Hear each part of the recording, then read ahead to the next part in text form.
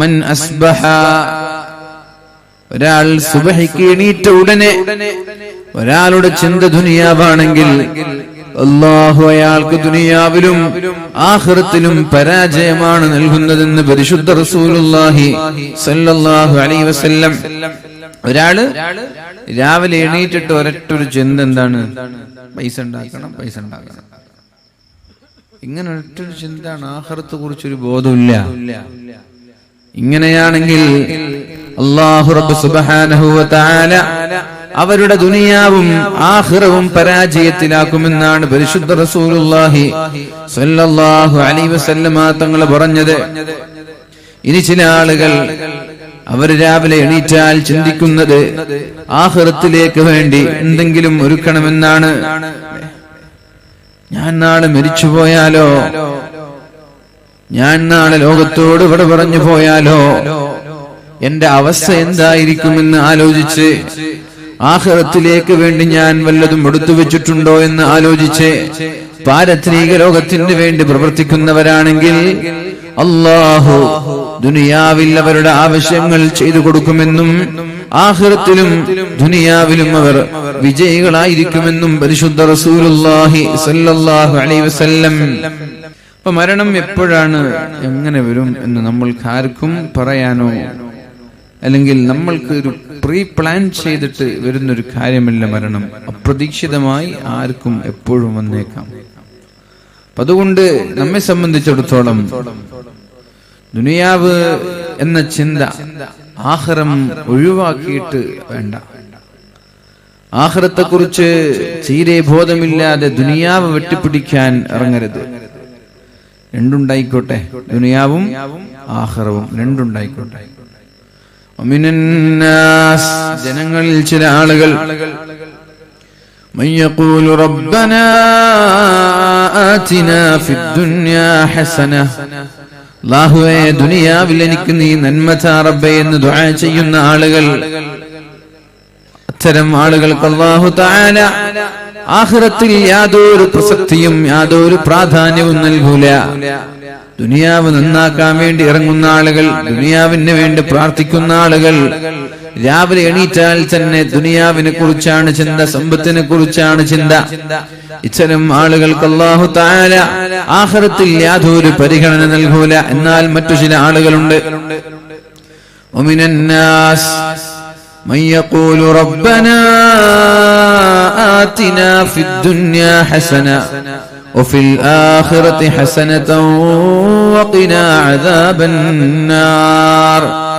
അല്ലാഹുവേ ദുനിയാവിലും ആഖിറത്തിലും നീ ഞങ്ങൾക്ക് വിജയം താ റബ്ബേ എന്ന് ദുആ ചെയ്യുന്ന ആളുകൾ, അവർക്ക് അല്ലാഹു ദുനിയാവും നൽകും ആഖിറവും നൽകുമെന്നാണ് പരിശുദ്ധ ഖുർആൻ നമ്മോട് പഠിപ്പിച്ചു തരുന്നത്.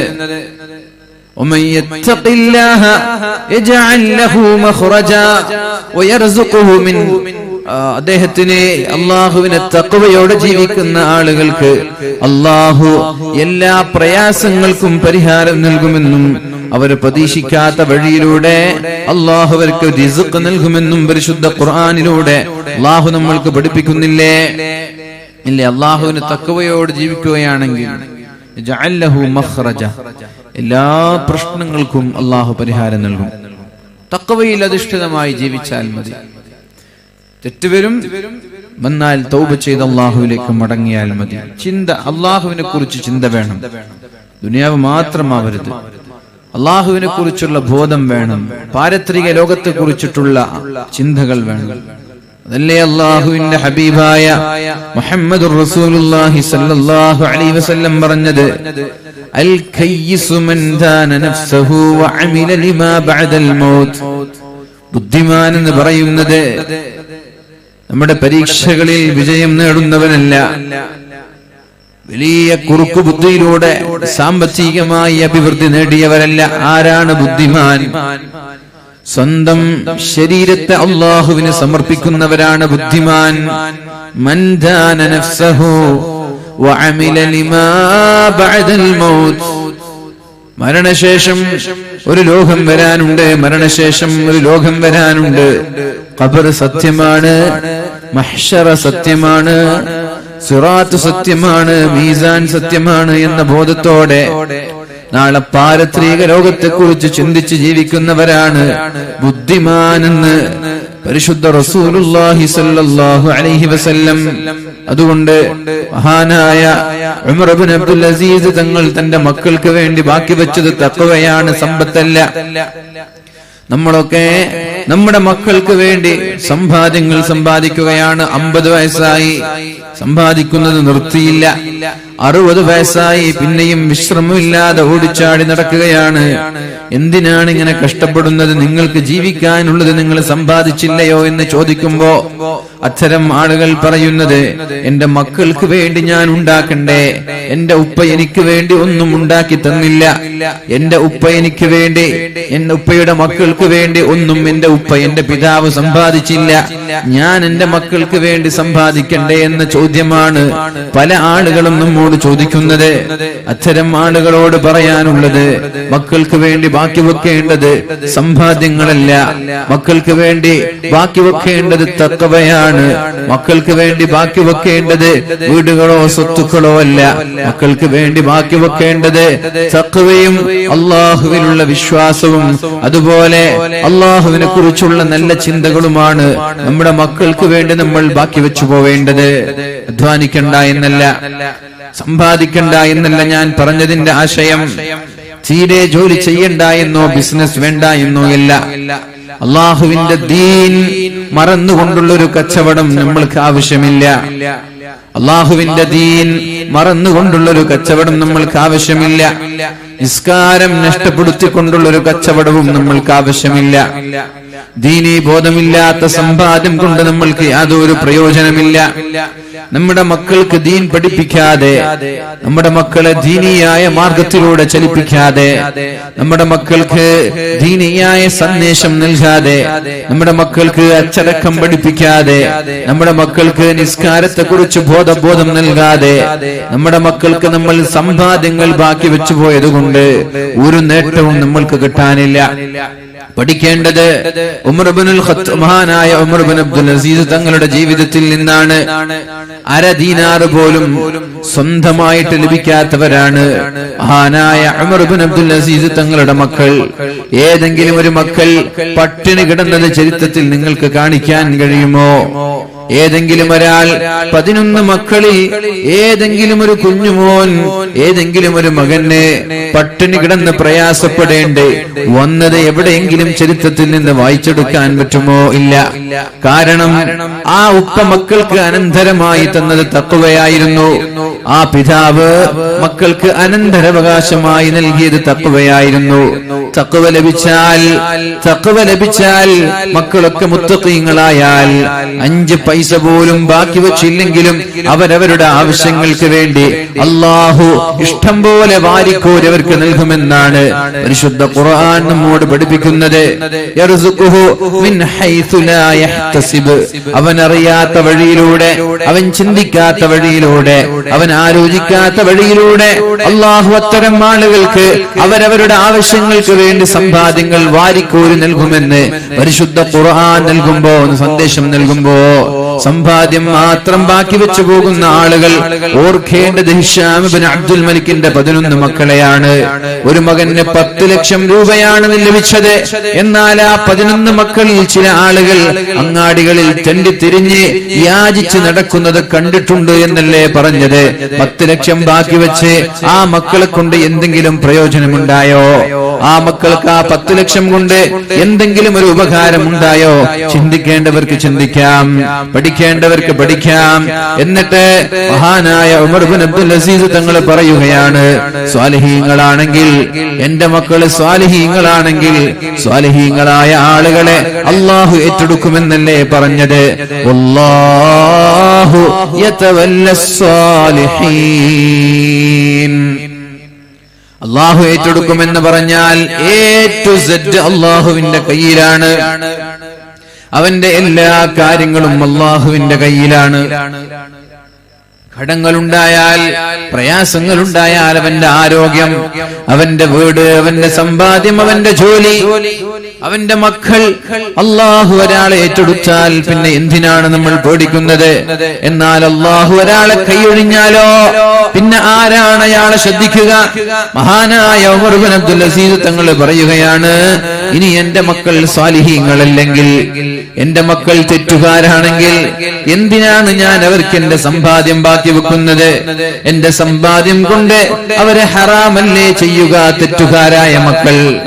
അഥവാ ഞാൻ ഒരാൾക്കൊരു 10,000 രൂപ ഇവിടെ ബാക്കി വെച്ചു പോവുകയാണ്, ചമ്മാടികളാണ് എന്റെ മക്കളെങ്കിൽ ആ 10,000 കൊണ്ട് കള്ളു കുടിക്കാനല്ലേ അവർ ഉപയോഗിക്കുക, ഹറാം ചെയ്യാനല്ലേ അവർ ഉപയോഗിക്കുക, വ്യഭിചാരം നടത്താനല്ലേ അവർ ഉപയോഗിക്കുക, അതുപോലെ മറ്റുള്ള തെറ്റുകൾ ചെയ്യാനല്ലേ അവർ ഉപയോഗിക്കുക. നാളെ അള്ളാഹുവിന്റെ കോടതിയിൽ മഹ്ശറാലോകത്ത് അള്ളാഹു കോടാനക്കോടി ആളുകളെ ഒരുമിച്ച് കൂടിയിട്ട് ചോദിക്കുന്ന ചോദ്യം, മിൻ ഐനക്തസബ, എവിടെ നിന്നാണ് നീ സമ്പാദിച്ചത്? എവിടെയാണ് നീ ചെലവഴിച്ചത്?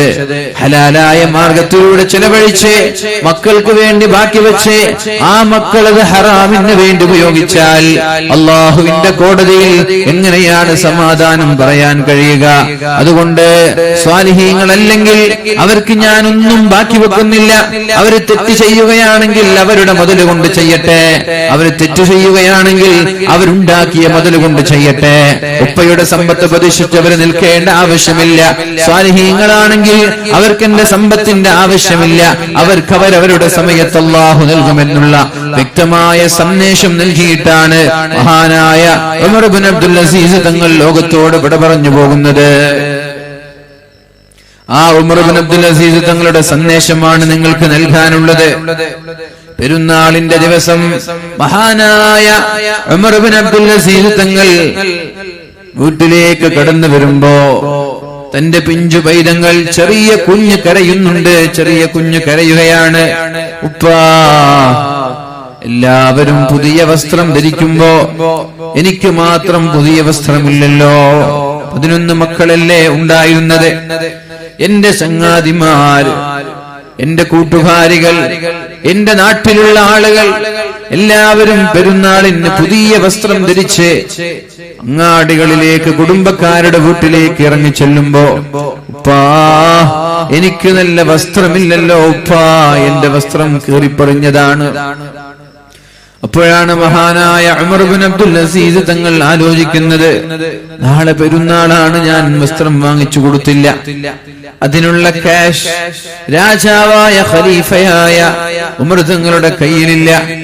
ഉടനെ തന്നെ നേരെ കൊട്ടാരത്തിലേക്ക്, കൊട്ടാരം എന്ന് പറഞ്ഞാൽ ഉടനെ തന്നെ ഖജനാവിന്റെ താക്കോലുള്ള ഖജനാവ് സൂക്ഷിപ്പുകാരന്റെ സമീപത്തേക്ക് മഹാനായ ഉമർ ഇബ്നു അബ്ദുൽ അസീസ് തങ്ങൾ നടക്കുകയാണ്. നേരെ ഖജനാവ് സൂക്ഷിക്കുന്ന ഖജാൻജിയുടെ സമീപത്തേക്ക് കടന്നു ചെന്നിട്ട് മഹാനായ ഉമർ ഇബ്നു അബ്ദുൽ അസീസ് തങ്ങൾ ചോദിക്കുകയുണ്ടായി, എനിക്ക് അല്പം തുക നിങ്ങൾ കടം നൽകുമോ എന്ന്, എനിക്ക് അല്പം തുക നിങ്ങൾ കടം നൽകുമോ എന്ന്. ബൈത്തുൽ മാലിൽ നിന്ന്, പൊതുമുതലിൽ നിന്ന്, പൊതു ഖജനാവിൽ നിന്ന് ഒരൽപ്പം എനിക്ക് കടം തരുമോ, എനിക്കൽപ്പം കടം തരുമോ എന്ന് മഹാനായ ഉമർ ഇബ്നു അബ്ദുൽ അസീസ് തങ്ങൾ ചോദിച്ചപ്പോ ആ ഖജനാവ് സൂക്ഷിപ്പുകാരൻ പറഞ്ഞത്, യാ അമീറുൽ മുഅ്മിനീൻ, എന്തിനാണ് നിങ്ങൾക്ക് കാശ്? എന്ത് ആവശ്യത്തിന് വേണ്ടിയാണ്? അപ്പോഴാണ് പറഞ്ഞത്, എന്റെ മക്കൾക്ക് പെരുന്നാളിന് ധരിക്കാൻ പുതിയ വസ്ത്രം വാങ്ങിക്കൊടുക്കാൻ എന്റെ കയ്യിൽ കാശില്ല. നാളെ പെരുന്നാളല്ലയോ, എല്ലാവരും ധരിച്ചിരിക്കുന്നത് കീറിപ്പറിഞ്ഞ കുപ്പായമാണ്. അപ്പോഴാണ് ആ ഖജനാവ് സൂക്ഷിപ്പുകാരൻ മഹാനായ ഉമർ തങ്ങളോട് പറയുന്നത്, അമീറുൽ മുഅ്മിനീൻ, നിങ്ങൾക്ക് 1 മാസത്തെ കാലാവധിയിൽ ഞാൻ വേണമെങ്കിൽ ക്യാഷ് തരാം. ഇന്ന് ഏപ്രിൽ 2 ആണ്, ഏപ്രിൽ 30 അപ്പോഴല്ലേ നിങ്ങൾക്ക് സാലറി ലഭിക്കുന്നത്. ആ സാലറിയിൽ നിന്നല്ലേ നിങ്ങൾ എടുത്തു തരാൻ പറഞ്ഞത്. അഥവാ ബൈത്തുൽ മാലിൽ നിന്ന് എടുക്കാനല്ല, എന്റെ അടുത്ത മാസത്തെ സാലറി മുൻകൂട്ടി തരണം എന്നൊരു ആവശ്യമായിരുന്നു. എന്റെ ഏപ്രിൽ മാസത്തെ സാലറി മെയ് മാസത്തിലല്ലേ കൊടുക്കുക, എന്നാൽ എനിക്ക് ഏപ്രിൽ മാസത്തിലെ സാലറി ഒന്ന് മുൻകൂട്ടി തരണം. അപ്പോഴാണ് ഖജനാവ് സൂക്ഷിപ്പുകാരൻ പറഞ്ഞത്, അഥവാ ഈ മാസത്തെ സാലറി നിങ്ങൾക്ക് മുൻകൂട്ടി തരണമെന്ന് നിങ്ങൾ പറഞ്ഞാൽ ഏപ്രിൽ 30 വരെ നിങ്ങൾ ജീവിച്ചാലല്ലേ നിങ്ങൾക്ക് ഏപ്രിൽ 30ന്റെ സാലറി തരാൻ പറ്റുള്ളൂ. നിങ്ങൾ ഏപ്രിൽ 30 വരെയുള്ള ശമ്പളം ചോദിച്ചു വാങ്ങി ഏപ്രിൽ 15-ന് നിങ്ങൾ മരിച്ചുപോയാൽ, നിങ്ങൾ ലോകത്തോട് കട പറഞ്ഞു പോയാൽ, ബാക്കിയുള്ള ശമ്പളത്തിന് അള്ളാഹുവിനോട് കണക്ക് പറയാൻ നിങ്ങൾക്ക് കഴിയുമോ? എനിക്ക് ഉറപ്പ് തരണം. ഏപ്രിൽ 30 വരെ നിങ്ങൾ ജീവിച്ചിരിക്കുമെന്നുള്ള ഉറപ്പ് വേണം. ആ ഒരു ഉറപ്പ് നിങ്ങൾ എനിക്ക് തന്നാൽ ഒരു മാസത്തെ സാലറി ഞാൻ നിങ്ങൾക്ക് മുൻകൂട്ടി തരാമെന്ന് ബൈത്തുൽ മാൽ സൂക്ഷിക്കുന്ന, ഖജനാവ് സൂക്ഷിക്കുന്ന സൂക്ഷിപ്പുകാരൻ പറഞ്ഞപ്പോ മഹാനായ ഉമർ ഇബ്നു അബ്ദുൽ അസീസ് തങ്ങൾ അന്തം വിട്ടു നിൽക്കുകയാണ്. ശരിയാണല്ലോ, ആരാണ് എനിക്ക് ഒരു മാസം വരെ ജീവിക്കുമെന്നുള്ള ഉറപ്പ് തന്നത്? അതിനു മുമ്പ് മരിച്ചുപോയാൽ ഞാൻ അള്ളാഹുവിന്റെ കോടതിയിൽ എന്ത് സമാധാനമാണ് പറയുക? പിന്നെ ഒന്നും ആലോചിച്ചില്ല, നേരെ വീട്ടിലേക്ക് തിരിച്ചു നടക്കുകയാണ്. വീട്ടിലെത്തി മക്കള് കരയുന്നുണ്ട് പുതിയ കുപ്പായത്തിന് വേണ്ടി. മക്കളെ എല്ലാം വിളിച്ചുകൂട്ടി, മക്കളെ നിങ്ങൾ ഇങ്ങോട്ട് വാ എന്ന് പറഞ്ഞ് മക്കളെ എല്ലാവരെയും വിളിച്ചുകൂട്ടി. എന്നിട്ട് മക്കളോടൊരു ചോദ്യം ചോദിച്ചു, മക്കളെ നിങ്ങൾ പുതിയ വസ്ത്രം വേണമെന്ന് എന്നോട് ആവശ്യപ്പെടുകയാണ്, അത് വാങ്ങിച്ചു തരാൻ എന്റെ കയ്യിൽ കാശില്ല. എന്നാൽ നിങ്ങൾക്കൊരു പുതിയ കുപ്പായം വാങ്ങിച്ചു തരണമെങ്കിൽ ഞാൻ എന്റെ ശമ്പളം മുൻകൂട്ടി വാങ്ങണം. പക്ഷേ ആ ശമ്പളത്തിന് ജോലി ചെയ്യുന്നതിന് മുമ്പേ ഞാൻ മരിച്ചുപോയാൽ ഞാൻ അള്ളാഹുവിന്റെ കോടതിയിൽ തെറ്റുകാരനായി നരകത്തിലേക്കല്ലേ മക്കളെ പോവുക? നിങ്ങളുടെ ബാപ്പ നരകത്തിലേക്ക് പോകുന്നത് കാണാൻ നിങ്ങൾക്ക് ഇഷ്ടമാണോ? നിങ്ങളുടെ പിതാവ് നരകത്തിലേക്ക് പോയി വീഴുന്നത് കാണാൻ നിങ്ങൾക്ക് ഇഷ്ടമാണോ? നിങ്ങൾ തീരുമാനിക്ക് ഞാൻ എന്ത് ചെയ്യണമെന്ന്. നിങ്ങൾക്ക് പുതിയൊരു കുപ്പായം വാങ്ങിച്ചു തരാൻ എന്റെ കയ്യിൽ കാശില്ല.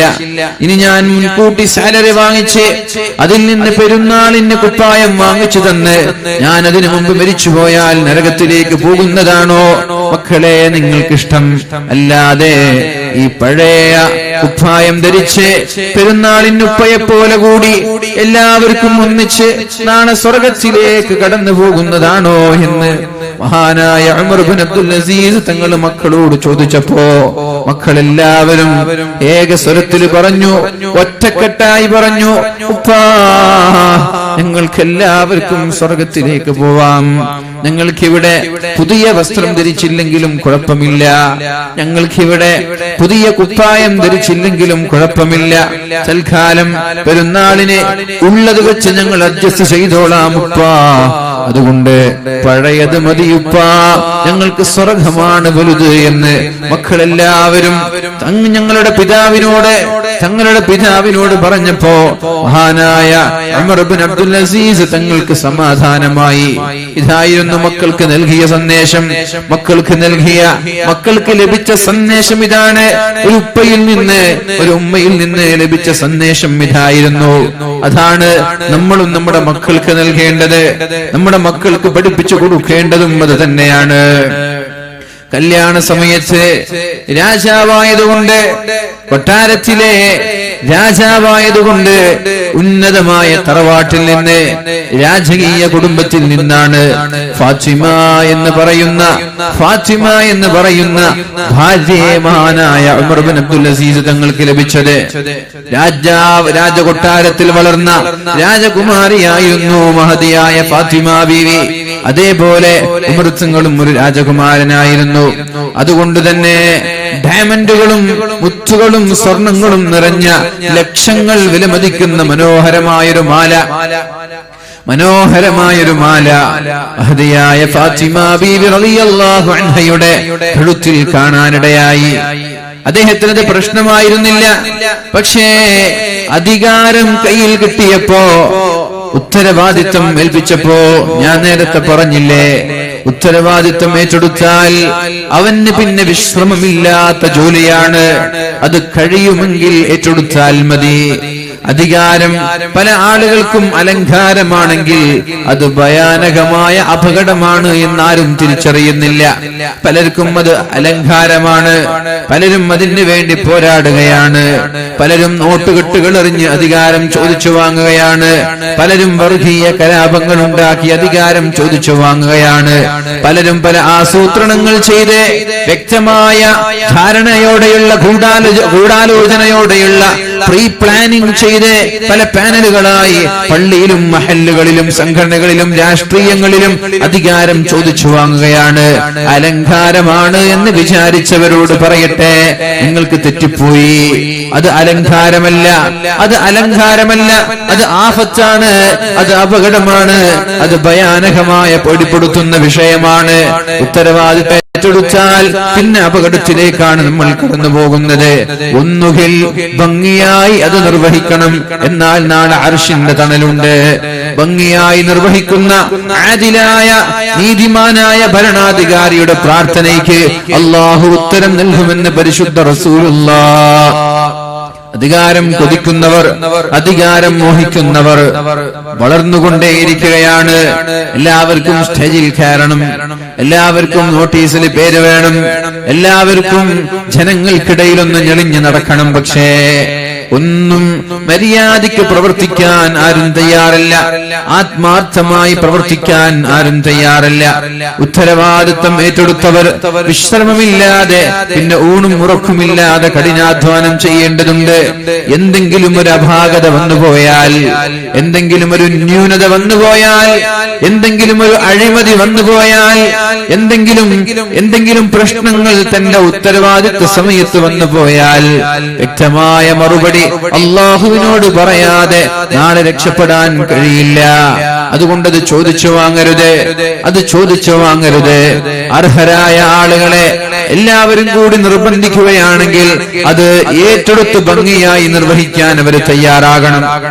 എന്തായാലും ഉത്തരവാദിത്വം ഏറ്റെടുത്ത ഉടനെ, ഭരണം കയ്യിലേറ്റ ഉടനെ തന്റെ ഭാര്യയുടെ മുഖം നോക്കി ഭാര്യയോട് പറഞ്ഞത്, ഞാൻ ആദ്യമായി ചെയ്യാൻ പോകുന്നത് നിന്റെ ഈ മനോഹരമായ ഈ മാലയുണ്ടല്ലോ, സ്വർണ്ണച്ചാലും രത്നങ്ങളും നിറച്ച ലക്ഷങ്ങൾ വിലമതിക്കുന്ന ഈ മാല ഞാൻ ബൈത്തുൽ മാലിലേക്ക് കൊണ്ടുപോയി വെക്കുകയാണ്, പൊതുമുതലിൽ കൊണ്ടുപോയി ഞാൻ വെക്കുകയാണ്.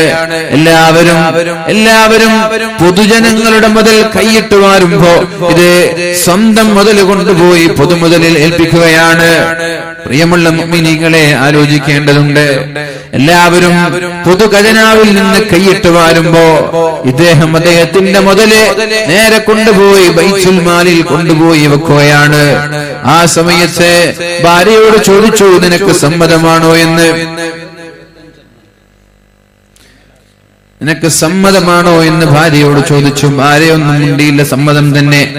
ഭാര്യയുടെ സമ്മതത്തോടെ ആ ലക്ഷങ്ങൾ വിലമതിക്കുന്ന സ്വർണമാല നേരെ കൊണ്ടുപോയി ബൈത്തുൽ മാലിൽ വെച്ചു. ഞാൻ നേരത്തെ സൂചിപ്പിച്ചു, 2.5 വർഷമാണ് അദ്ദേഹം അധികാരത്തിലിരുന്നത്. 2.5 വർഷമാകുമ്പോഴേക്കും മെലിഞ്ഞ് ആകെ കണ്ടവർ തന്നെ അത്ഭുതപ്പെട്ടു. നിങ്ങൾ ഇങ്ങനെയായിരുന്നില്ലല്ലോ, നിങ്ങൾക്ക് എന്തു പറ്റി? നിങ്ങളുടെ കോലം തന്നെ മാറി. ഒരാളിടക്ക് വന്ന് ചോദിക്കുന്നുണ്ട്, എന്തു പറ്റി ഉമർ തങ്ങളെ? നിങ്ങളുടെ കണ്ണൊക്കെ കുഴിയിലേക്ക് പോയിട്ടുണ്ടല്ലോ, മുഖമൊക്കെ ഒട്ടിയിട്ടുണ്ടല്ലോ, നിങ്ങളുടെ മുഖമാകെ വാടിയിട്ടുണ്ടല്ലോ, ശരീരമാകെ വിവർണമായിട്ടുണ്ടല്ലോ, നിങ്ങൾക്ക് എന്തു പറ്റി? പഴയ നിങ്ങളുടെ രൂപമല്ലല്ലോ ഇത്, ആകെ ക്ഷീണിച്ചിരിക്കുകയാണല്ലോ, ആകെ ശുഷ്കിച്ചിരിക്കുകയാണല്ലോ എന്ന് പറഞ്ഞപ്പോ മഹാനായ ഉമർ ഇബ്നു അബ്ദുൽ അസീസ് തങ്ങൾ പറഞ്ഞത്, ഈ അവസ്ഥ കണ്ടിട്ട് നീ ഇങ്ങനെ പറഞ്ഞാൽ, എന്റെ ഖബറിലെ അവസ്ഥ കണ്ടാൽ നീ എന്താണ് പറയുക? അല്പം ദിവസങ്ങൾ കഴിഞ്ഞാൽ എന്റെ കണ്ണ് പൊട്ടി താഴെ വീഴൂലേ? എന്റെ കവിളത്തുള്ള ഇറച്ചികളെല്ലാം പുഴുവരിക്കൂലേ? എന്റെ വേറിലൂടെ പുഴുക്കളരിച്ച് എന്റെ കുടൽമാലകൾ പുറത്തു വന്ന് വെറും മസ്തികൂടമായി കണ്ടാലിറക്കുന്ന ഒരു കോലമായി ഖബർസ്ഥാനിൽ എന്റെ രൂപം മാറിയാൽ നീ എന്താ പറയുക? അതുകൊണ്ട് ഇതൊന്നും വലിയ വിഷയമല്ല, ഇതൊന്നും വലിയ ചർച്ച ചെയ്യേണ്ട വിഷയമല്ല എന്ന് മഹാനായ ഉമർ ഇബ്നു അബ്ദുൽ അസീസ് തങ്ങൾ ആഖദനോട് മറുപടി നൽകിയിട്ടുണ്ട്. സഹോദരങ്ങളെ, അങ്ങനെ 2.5 വർഷക്കാലത്തിന് ശേഷം, 2.5 വർഷം കഴിഞ്ഞ് അദ്ദേഹം ലോകത്തോട് വിട പറഞ്ഞു പോയപ്പോ ബൈത്തുൽ മാലിലെ ആ ഖജനാവ് സൂക്ഷിക്കുന്നവരാൾ തന്റെ ഭാര്യയുടെ സമീപത്തേക്ക് കടന്നു വന്നിട്ട് ഭാര്യയോട് പറയുകയാണ്, ഫാത്തിമ, നിങ്ങളുടെ ഭർത്താവ് സ്വർണമാല ബൈത്തുൽ മാലിലേക്ക് ഏൽപ്പിച്ചപ്പോ ഞാനത് സ്വീകരിക്കാതെ മാറ്റിവെച്ചിരിക്കുകയാണ്. കാരണം അത് നിങ്ങൾക്ക് അവകാശപ്പെട്ടതല്ലയോ, അതുകൊണ്ട് ഞാൻ അവിടെ മാറ്റിവെച്ചിരിക്കുകയാണ്. നിങ്ങളുടെ ഭർത്താവ് മരിച്ചുപോയി, വഫാത്തായി, ഇനി നിങ്ങൾക്കത് സ്വീകരിക്കാമല്ലോ എന്ന് പറഞ്ഞപ്പോ മഹദിയായ ഫാത്തിമ എന്ന് പറയുന്ന ഉമർ തങ്ങളുടെ ഭാര്യ, ഉമർ ഇബ്നു അബ്ദുൽ അസീസ് തങ്ങളുടെ ഭാര്യ ഉടനെ പറഞ്ഞത്, എനിക്ക് വേണ്ട, എന്റെ ഭർത്താവിന് അനുവദനീയമല്ലാത്തത് എനിക്ക് വേണ്ട, എനിക്കതിന്റെ ആവശ്യമില്ല. എന്റെ ഭർത്താവിന്റെ നിന്ന് കൊണ്ടുപോയി പൊതുമുതലിലേക്ക് ഏൽപ്പിച്ചത് ഇനി എനിക്ക് ആവശ്യമില്ല എന്ന് പറഞ്ഞ് തിരസ്കരിക്കുകയാണ് ചെയ്തത്. കാരണം സ്വന്തം ഭർത്താവിൽ നിന്ന് ഭാര്യയ്ക്ക് ലഭിച്ചത് തഖ്വയായിരുന്നു, മക്കൾക്ക് ലഭിച്ചത് തഖ്വയായിരുന്നു, കുടുംബക്കാർക്ക് ലഭിക്കേണ്ടതും തഖ്വയാണ്. ആ ഒരു വിഷയമാണ് നമ്മൾ ഇവിടെ ഇന്ന് ചർച്ച ചെയ്യുന്നത്. സമ്പത്തല്ല മക്കൾക്ക് ലഭിക്കേണ്ടത്, ഉണ്ടാക്കി കൊടുക്കേണ്ടതും സമ്പത്തല്ല, ഇൽമാണ്. നാളെ അല്ലാഹു റബ്ബ് സുബ്ഹാനഹു വ തആല ഖബറിടത്തിൽ നമ്മൾക്ക് അല്ലാഹു നൽകാൻ പോകുന്ന പ്രതിഫലങ്ങളെ കുറിച്ച് അല്ലാഹുവിന്റെ ഹബീബായ റസൂലുള്ളാഹി സ്വല്ലല്ലാഹു അലൈഹി വസല്ലം തങ്ങൾ പറഞ്ഞപ്പോ, ഇന്ന മിമ്മാ യൽഹഖുൽ മുഅ്മിന മിൻ അമലിഹി വഹസനാതിഹി മിൻ ബഅദി മൗതിഹി. ഒരാൾ മരിച്ചുപോയാൽ, ഒരാൾ ലോകത്തോട് വിട പറഞ്ഞു പോയാൽ, അയാൾക്ക് ഖബറിടത്തിൽ ലഭിക്കുന്ന ചില നന്മകൾ, ഖബറിടത്തിൽ ഖിയാമത്ത് നാൾ വരെ കടന്നു വരുന്ന ചില നന്മകൾ ഏതൊക്കെയാണത്? വവലദൻ സാലിഹൻ തറക, ഇവിടെ ബാക്കി വെച്ച സമ്പാദ്യം കൊണ്ട് അയാൾക്ക് ഉപകാരമുണ്ടാവൂല. ഇവിടെ കോടിക്കണക്കിന് രൂപയുടെ ആസ്തിയുണ്ട്. എല്ലാ അങ്ങാടികളിലും ഓരോ ഷോപ്പുകളുണ്ട്. ഗൾഫ് രാജ്യങ്ങളിലും ബിസിനസ് ഉണ്ട്. എല്ലാറ്റിലും വരുമാനമുണ്ട്. ഇതൊക്കെയാണ് ബാക്കി വെച്ചു പോയത്. ഈ തിരക്കിനിടയിൽ മക്കളെ സ്വാലിഹീങ്ങളാക്കാൻ മറന്നുപോയവർക്ക് ഖബറിൽ എന്താണ് അല്ലാഹു നൽകുന്നത്?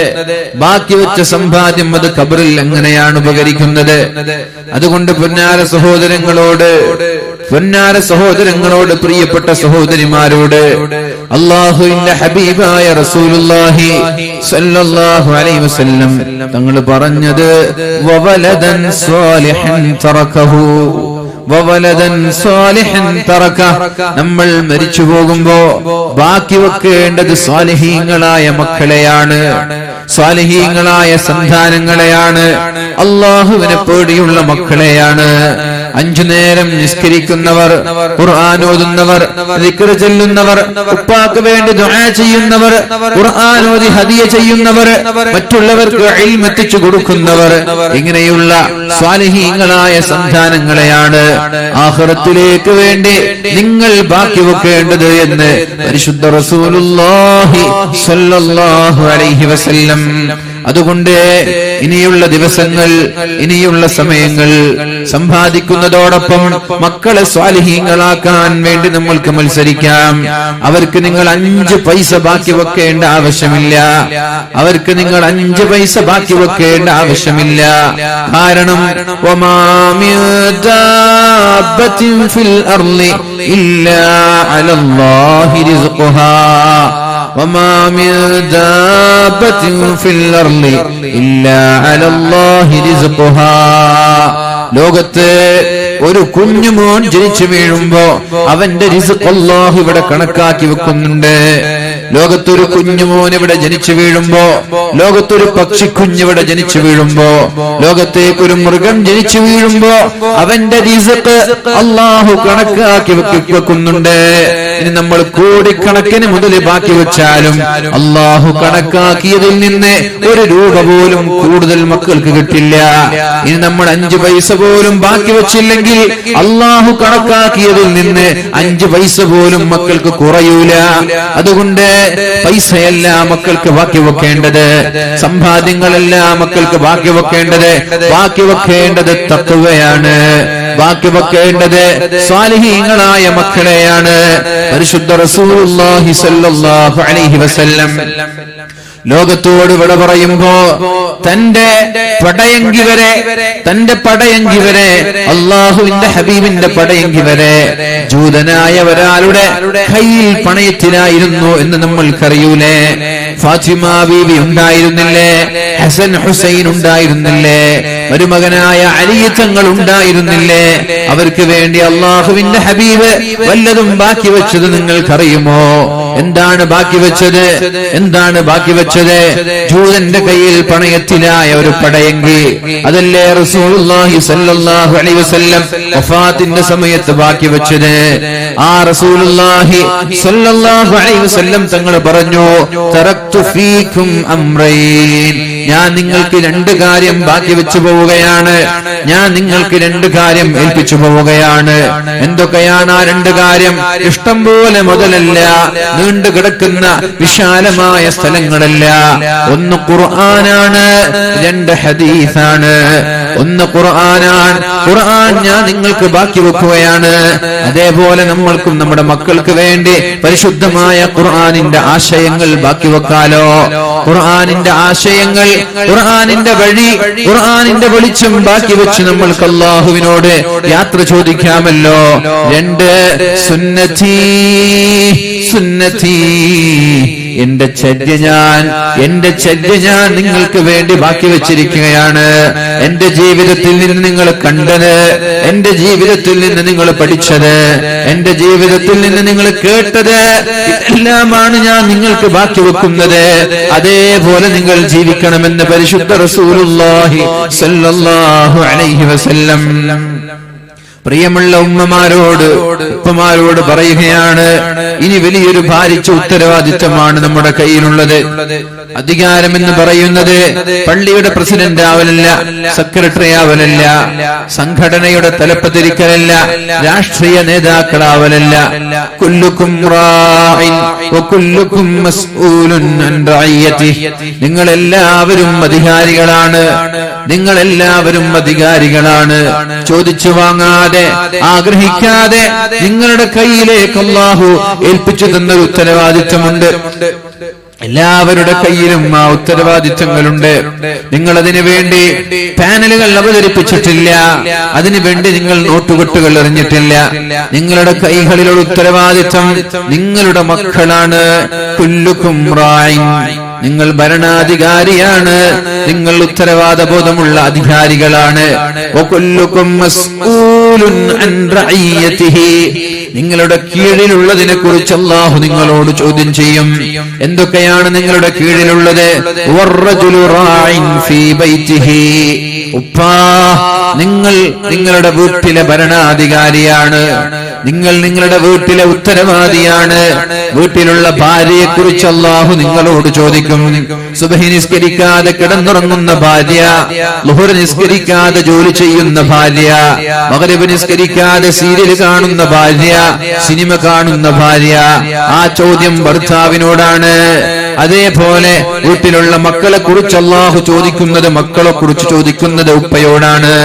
ഉപ്പ വീട്ടിലുണ്ടായിരിക്കുമ്പോ വീട്ടിന്റെ ഉത്തരവാദി ഉപ്പയാണ്, ഉമ്മയല്ല. ഉപ്പ വീട്ടിലുണ്ടാകുമ്പോ, ഭർത്താവ് വീട്ടിലുണ്ടാകുമ്പോ വീടിന്റെ പൂർണ്ണമായ ഉത്തരവാദിത്വം ഭർത്താവിന്റെ കൈകളിലാണ്. ആ സമയത്ത് ഭാര്യ ചെയ്യുന്നത് ഭർത്താവിന്റെ അറിവോടെയാണെങ്കിൽ അല്ലാഹുവിന്റെ കോടതിയിൽ സമാധാനം പറയേണ്ടി വരും. ആ സമയത്ത് മക്കള് ചെയ്യുന്നത് ഭർത്താവിന്റെ അറിവോടെയാണെങ്കിൽ അല്ലാഹുവിന്റെ കോടതിയിൽ സമാധാനം പറയേണ്ടി വരും. ഇനി ഭർത്താവ് നാട്ടിലില്ല, ഭർത്താവ് ഗൾഫിലാണ്, ഭർത്താവ് ജോലിക്ക് വേണ്ടി പുറത്തേക്ക് പോയതാണ്. ആ സമയത്ത് ആരാണ് വീട്ടിലുള്ളത്? വൽമർഅതു റാഇയത്തുൻ ഫീ ബൈതി സൗജിഹാ, ആ വീടിന്റെ ഭരണാധികാരി, ആ വീടിന്റെ ഉത്തരവാദിത്വം ആ പെണ്ണിന്റെ കയ്യിലാണ്. സൗണ്ട് കുറക്കല്ലേ. ആ വീടിന്റെ ഉത്തരവാദിത്വം പെണ്ണിന്റെ കയ്യിലാണ്. ഭാര്യയാണ് വീട് നിയന്ത്രിക്കേണ്ടത്, ഭാര്യയാണ് മക്കളെ കുറിച്ച് ആലോചിക്കേണ്ടത്. ഉമ്മയുടെ അറിവോടെ മക്കള് നിസ്കരിക്കാതെ കിടന്നുറങ്ങിയാൽ ആ ഉമ്മയോടാണ് അല്ലാഹു ചോദ്യം ചോദിക്കുന്നത്. ഉപ്പയ്ക്കതിൽ പേടിക്കാനില്ല. ഉപ്പ ഗൾഫിലാണ്, ഉമ്മയാണ് വീട്ടിലുള്ളത്. സുബഹി നിസ്കരിക്കാതെ കിടന്നുറങ്ങുന്ന പൊന്നുമോൻ ഉമ്മയ്ക്ക് വിളിക്കാൻ സന്മനസ് വരുന്നില്ല. ചെറുതല്ലേ, ഉറങ്ങിക്കോട്ടെ. ചോദ്യം ഉമ്മയോടാണ്. ളുഹർ നിസ്കരിക്കാതെ സ്കൂളിലേക്ക് പറഞ്ഞയച്ചതാണ് മക്കളെ. 10 വയസ്സ് കഴിഞ്ഞു. 10 വയസ്സ് കഴിഞ്ഞ മക്കളെ, ആണായിക്കോട്ടെ പെണ്ണായിക്കോട്ടെ, സ്കൂളിലേക്ക് പറഞ്ഞയച്ചു. ളുഹർ നിസ്കരിക്കാതെ അസ്ർ വരെ സ്കൂളിൽ നിന്നു. അസ്ർ നിസ്കാരം സമയമാകുമ്പോഴേക്കും വീട്ടിലെത്തി. അന്നത്തെ ളുഹർ നിസ്കാരം നിസ്കരിച്ചിട്ടില്ലെങ്കിൽ ഉമ്മയോടാണ് ചോദ്യം. ഉമ്മയോടാണ് ചോദ്യം. മോള് നിസ്കരിച്ചില്ല, മകനും നിസ്കരിച്ചില്ല ളുഹർ നിസ്കാരം. ചോദ്യം ഉമ്മയോട്, ശിക്ഷയും ഉമ്മയ്ക്ക്, അതോടൊപ്പം മകനും മകൾക്കും. അതുകൊണ്ട് സ്കൂളിലേക്ക് ചേർക്കുമ്പോൾ നിസ്കരിക്കാൻ സൗകര്യമുണ്ടോ എന്ന് ആലോചിക്കണം. നിസ്കരിക്കാൻ സൗകര്യമില്ലാത്ത സ്കൂളുകളിൽ മക്കളെ ചേർക്കരുത്. എന്തിനാണ് ഈ ദുനിയാവ്? നിസ്കരിക്കാത്ത ദുനിയാവ് എന്തിന്? നിസ്കരിക്കാത്ത പഠനം എന്തിന്? നിസ്കരിക്കാത്ത സ്കൂളുകൾ നമ്മൾക്ക് എന്തിന്? അള്ളാഹു സൃഷ്ടിച്ചത് തന്നെ നിസ്കരിക്കാനാണ്. അള്ളാഹു പറഞ്ഞിട്ടില്ലയോ, വമാ ഖലഖതുൽ ജിന്ന വൽ ഇൻസ ഇല്ലാ ലിയഅ്ബുദൂൻ. അള്ളാഹുവിന് ഇങ്ങനൊരു ഭൂമിയെ സൃഷ്ടിക്കേണ്ട ആവശ്യം എന്താണ്? മനുഷ്യനെ സൃഷ്ടിക്കേണ്ട ആവശ്യം എന്താണ്? അള്ളാഹുവിന് മലക്കുകൾ നിരന്തരമായി തസ്ബീഹ് ചൊല്ലിയിരുന്നില്ലയോ? ജാഇലുൻ ഫിൽ അർളി ഖലീഫ, ഞാൻ ഭൂമിയിൽ മനുഷ്യന്മാരെ സൃഷ്ടിക്കുകയാണ് എന്ന് പറഞ്ഞപ്പോൾ എന്താണ് മലക്കുകൾ പറഞ്ഞത്? അതജഅലു ഫീഹാ മൻ യുഫ്സിദു ഫീഹാ വയസ്ഫികു ദിമാ. അല്ലാഹുവേ, എന്തിനാണ് ഈ മനുഷ്യന്മാരെ സൃഷ്ടിക്കുന്നത്? നഹ്നു നുസബ്ബിഹു ബിഹംദിക, നിനക്ക് തസ്ബീഹ് ഞങ്ങൾ ചൊല്ലുന്നില്ലേ? വനുഖദ്ദിസു ലക്, ഞങ്ങൾ നിന്നെ തഖ്ദീസ് ചൊല്ലി വാഴ്ത്തുന്നില്ലയോ? നിന്നെ ആരാധിക്കാൻ ഞങ്ങളില്ലയോ? എന്താണ് അവരെ കുറിച്ച് പറഞ്ഞത്? ഹുമുൽ ഖൗമു ലാ യഅസൂനല്ലാഹ മാ അമറഹും. അല്ലാഹു കൽപ്പിച്ചതിനോട് ഒന്നുപോലും എതിര് പ്രവർത്തിക്കാതെ, തിന്നാതെ കുടിക്കാതെ, വിശ്രമമില്ലാതെ, ഊണില്ലാതെ, ഉറക്കില്ലാതെ നിരന്തരമായി അല്ലാഹുവിനെ ആരാധിക്കുന്ന ഞങ്ങളുണ്ടാകുമ്പോ പിന്നെ എന്തിനാണ് റബ്ബേ ഈ മനുഷ്യന്മാരെ നിങ്ങൾ സൃഷ്ടിക്കുന്നത്? എന്തിനാണ് റബ്ബേ ഈ രക്തം ചീന്തുന്ന, കൊലപാതകം നടത്തുന്ന, അക്രമങ്ങൾ സൃഷ്ടിക്കുന്ന, വർഗീയ കലാപങ്ങൾ ഉണ്ടാക്കുന്ന, മറ്റുള്ളവരെ പറ്റിക്കുന്ന, മറ്റുള്ളവരെ പരാജയപ്പെടുത്തുന്ന, വഞ്ചന നടത്തുന്ന ഈ മനുഷ്യന്മാരെ എന്തിനാണ് റബ്ബേ നീ സൃഷ്ടിക്കുന്നത് എന്ന് അള്ളാഹുവിനോട് മലക്കുകൾ ചോദിച്ചില്ലയോ? അള്ളാഹുവിന്റെ മറുപടി, വമാ ഖലഖതുൽ ജിന്ന വൽ ഇൻസ ഇല്ലാ ലിയഅ്ബുദൂൻ. ഈ മനുഷ്യനെ അള്ളാഹു സൃഷ്ടിച്ചത് ആരാധിക്കാനാണ്. ഖലഖതുക ലിൽ ഇബാദ, നിന്നെ സൃഷ്ടിച്ചത് ആരാധിക്കാനാണ്. അള്ളാഹു എന്നെയും നിന്നെയും സൃഷ്ടിച്ചത് ആരാധിക്കാനാണ്. ഫലാ തൽഅബ്, അതുകൊണ്ട് കളിച്ച് നടക്കണ്ട. ജീവിതം കളിയാക്കി മാറ്റരുത്. ജീവിതം കളിയാക്കി മാറ്റരുത്. ജീവിക്കേണ്ടത് ആരാധിക്കാനാണ്. അതിനിടയിൽ കളികൾ കുഴപ്പമില്ല. ജീവിക്കേണ്ടത് ആരാധിക്കാനാണ്. അതിനിടയിൽ കളികൾ കുഴപ്പമില്ല.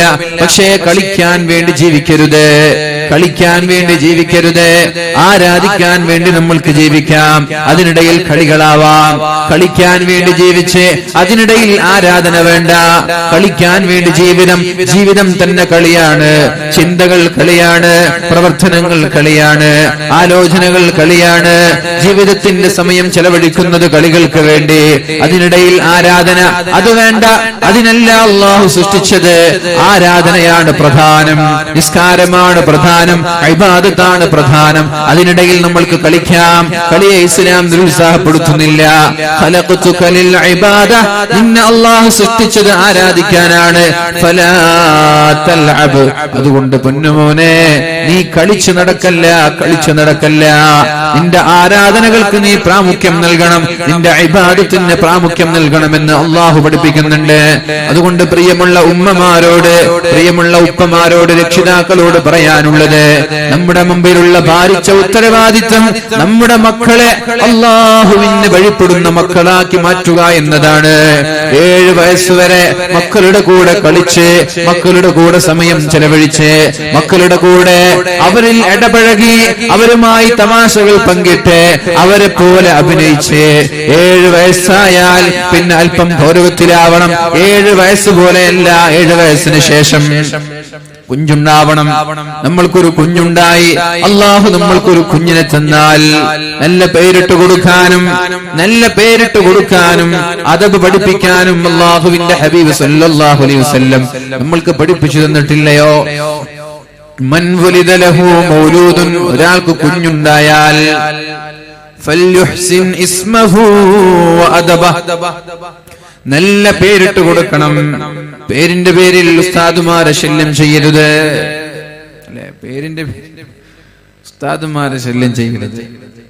നിങ്ങൾക്ക് ഇഷ്ടപ്പെട്ടൊരു പേര് പറഞ്ഞിട്ട് ഉസ്താദുമാരെ അർത്ഥം കണ്ടെത്തണം എന്ന് പറഞ്ഞാൽ നടക്കില്ല.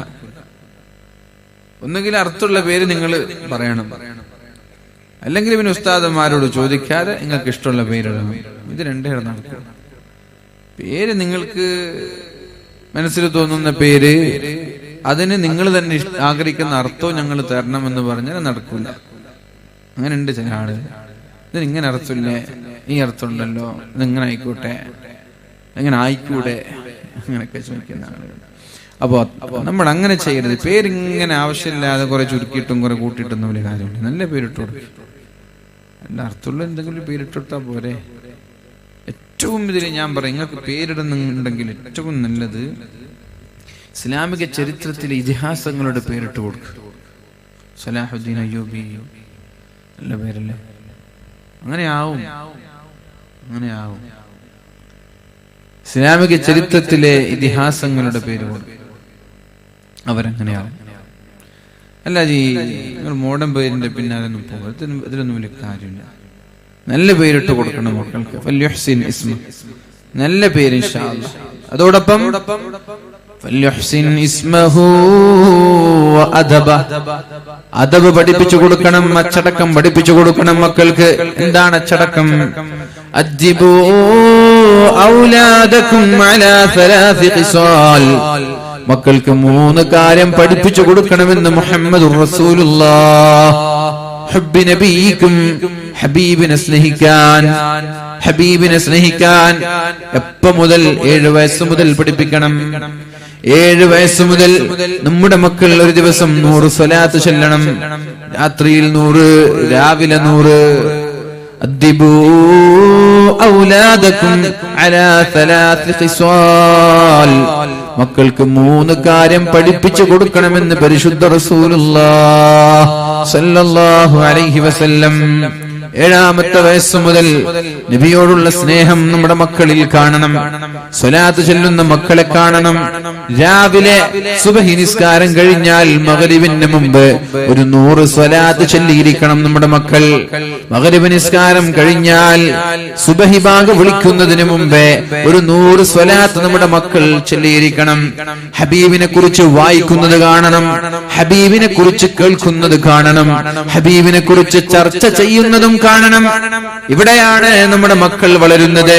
ഈ സ്നേഹമാണ് ഭാവിയിൽ നമ്മൾക്ക് അനുഭവിക്കാൻ കഴിയുന്നത്. ഈ സ്നേഹമാണ് കൺകുളിർക്ക് ആസ്വദിക്കാൻ നമ്മൾക്ക് കഴിയുന്നത്.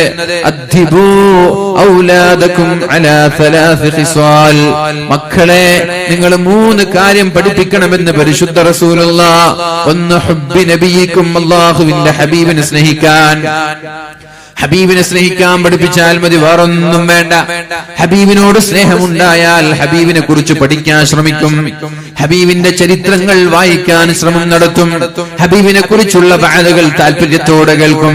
പിന്നെ ഹബീബിനെ പോലെ നടക്കാൻ ആഗ്രഹമുണ്ടാകും, ഹബീബിനെ പോലെ ജീവിക്കാൻ ആഗ്രഹങ്ങളുണ്ടാകും, ഹബീബിനെ പോലെ വസ്ത്രം ധരിക്കാൻ, ഹബീബിനെ പോലെ ഭക്ഷണം കഴിക്കാൻ, ഹബീബിനെ പോലെ ആരാധനകൾ അർപ്പിക്കാൻ. സ്നേഹം മനസ്സിലേക്ക് കയറിക്കൂടിയാൽ പിന്നൊരു വാദിന്റെ ആവശ്യമില്ല. എന്തൊരു മനോഹരാണല്ലേ ഉപദേശമൊക്കെ, അല്ലെ? അല്ല, ആലോചിച്ച് നോക്കിയേ.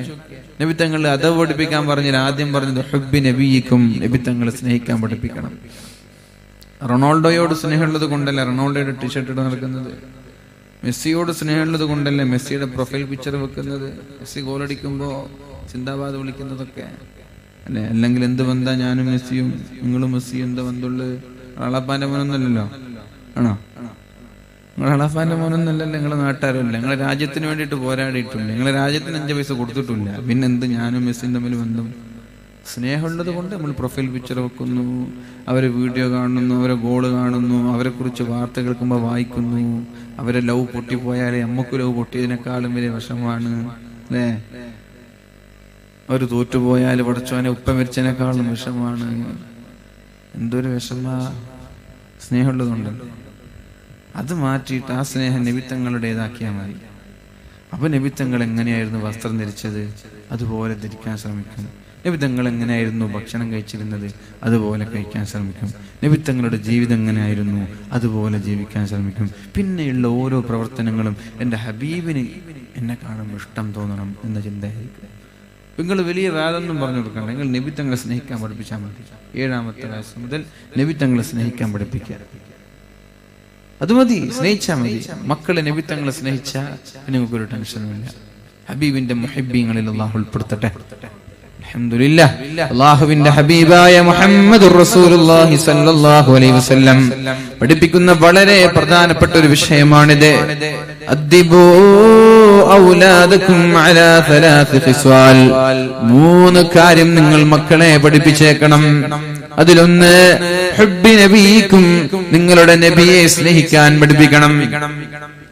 7 വയസ്സാകുമ്പോഴേക്കും അവരുടെ കൂടെ കളിച്ച്, അവരുടെ കൂടെ സമയം ചെലവഴിച്ച്, ആ സമയത്ത് വാല് പറയേണ്ട ആവശ്യമില്ല, കളിക്കേണ്ട സമയമാണ് 7 വയസ്സ് വരെ.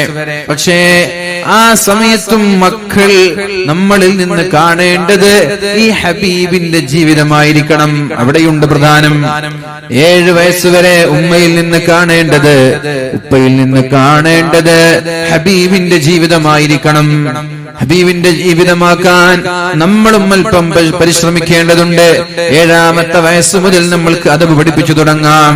സ്നേഹിക്കാൻ തുടങ്ങിയാൽ സ്വലാത്ത് ചൊല്ലാൻ തുടങ്ങും. അവർ സ്വലാത്ത് ചൊല്ലാൻ തുടങ്ങിയാൽ അവരുടെ വേഷവും അവരുടെ ജീവിതവും അവരുടെ പെരുമാറ്റവും എല്ലാം അല്ലാഹുവിന്റെ ഹബീബായി മാറും.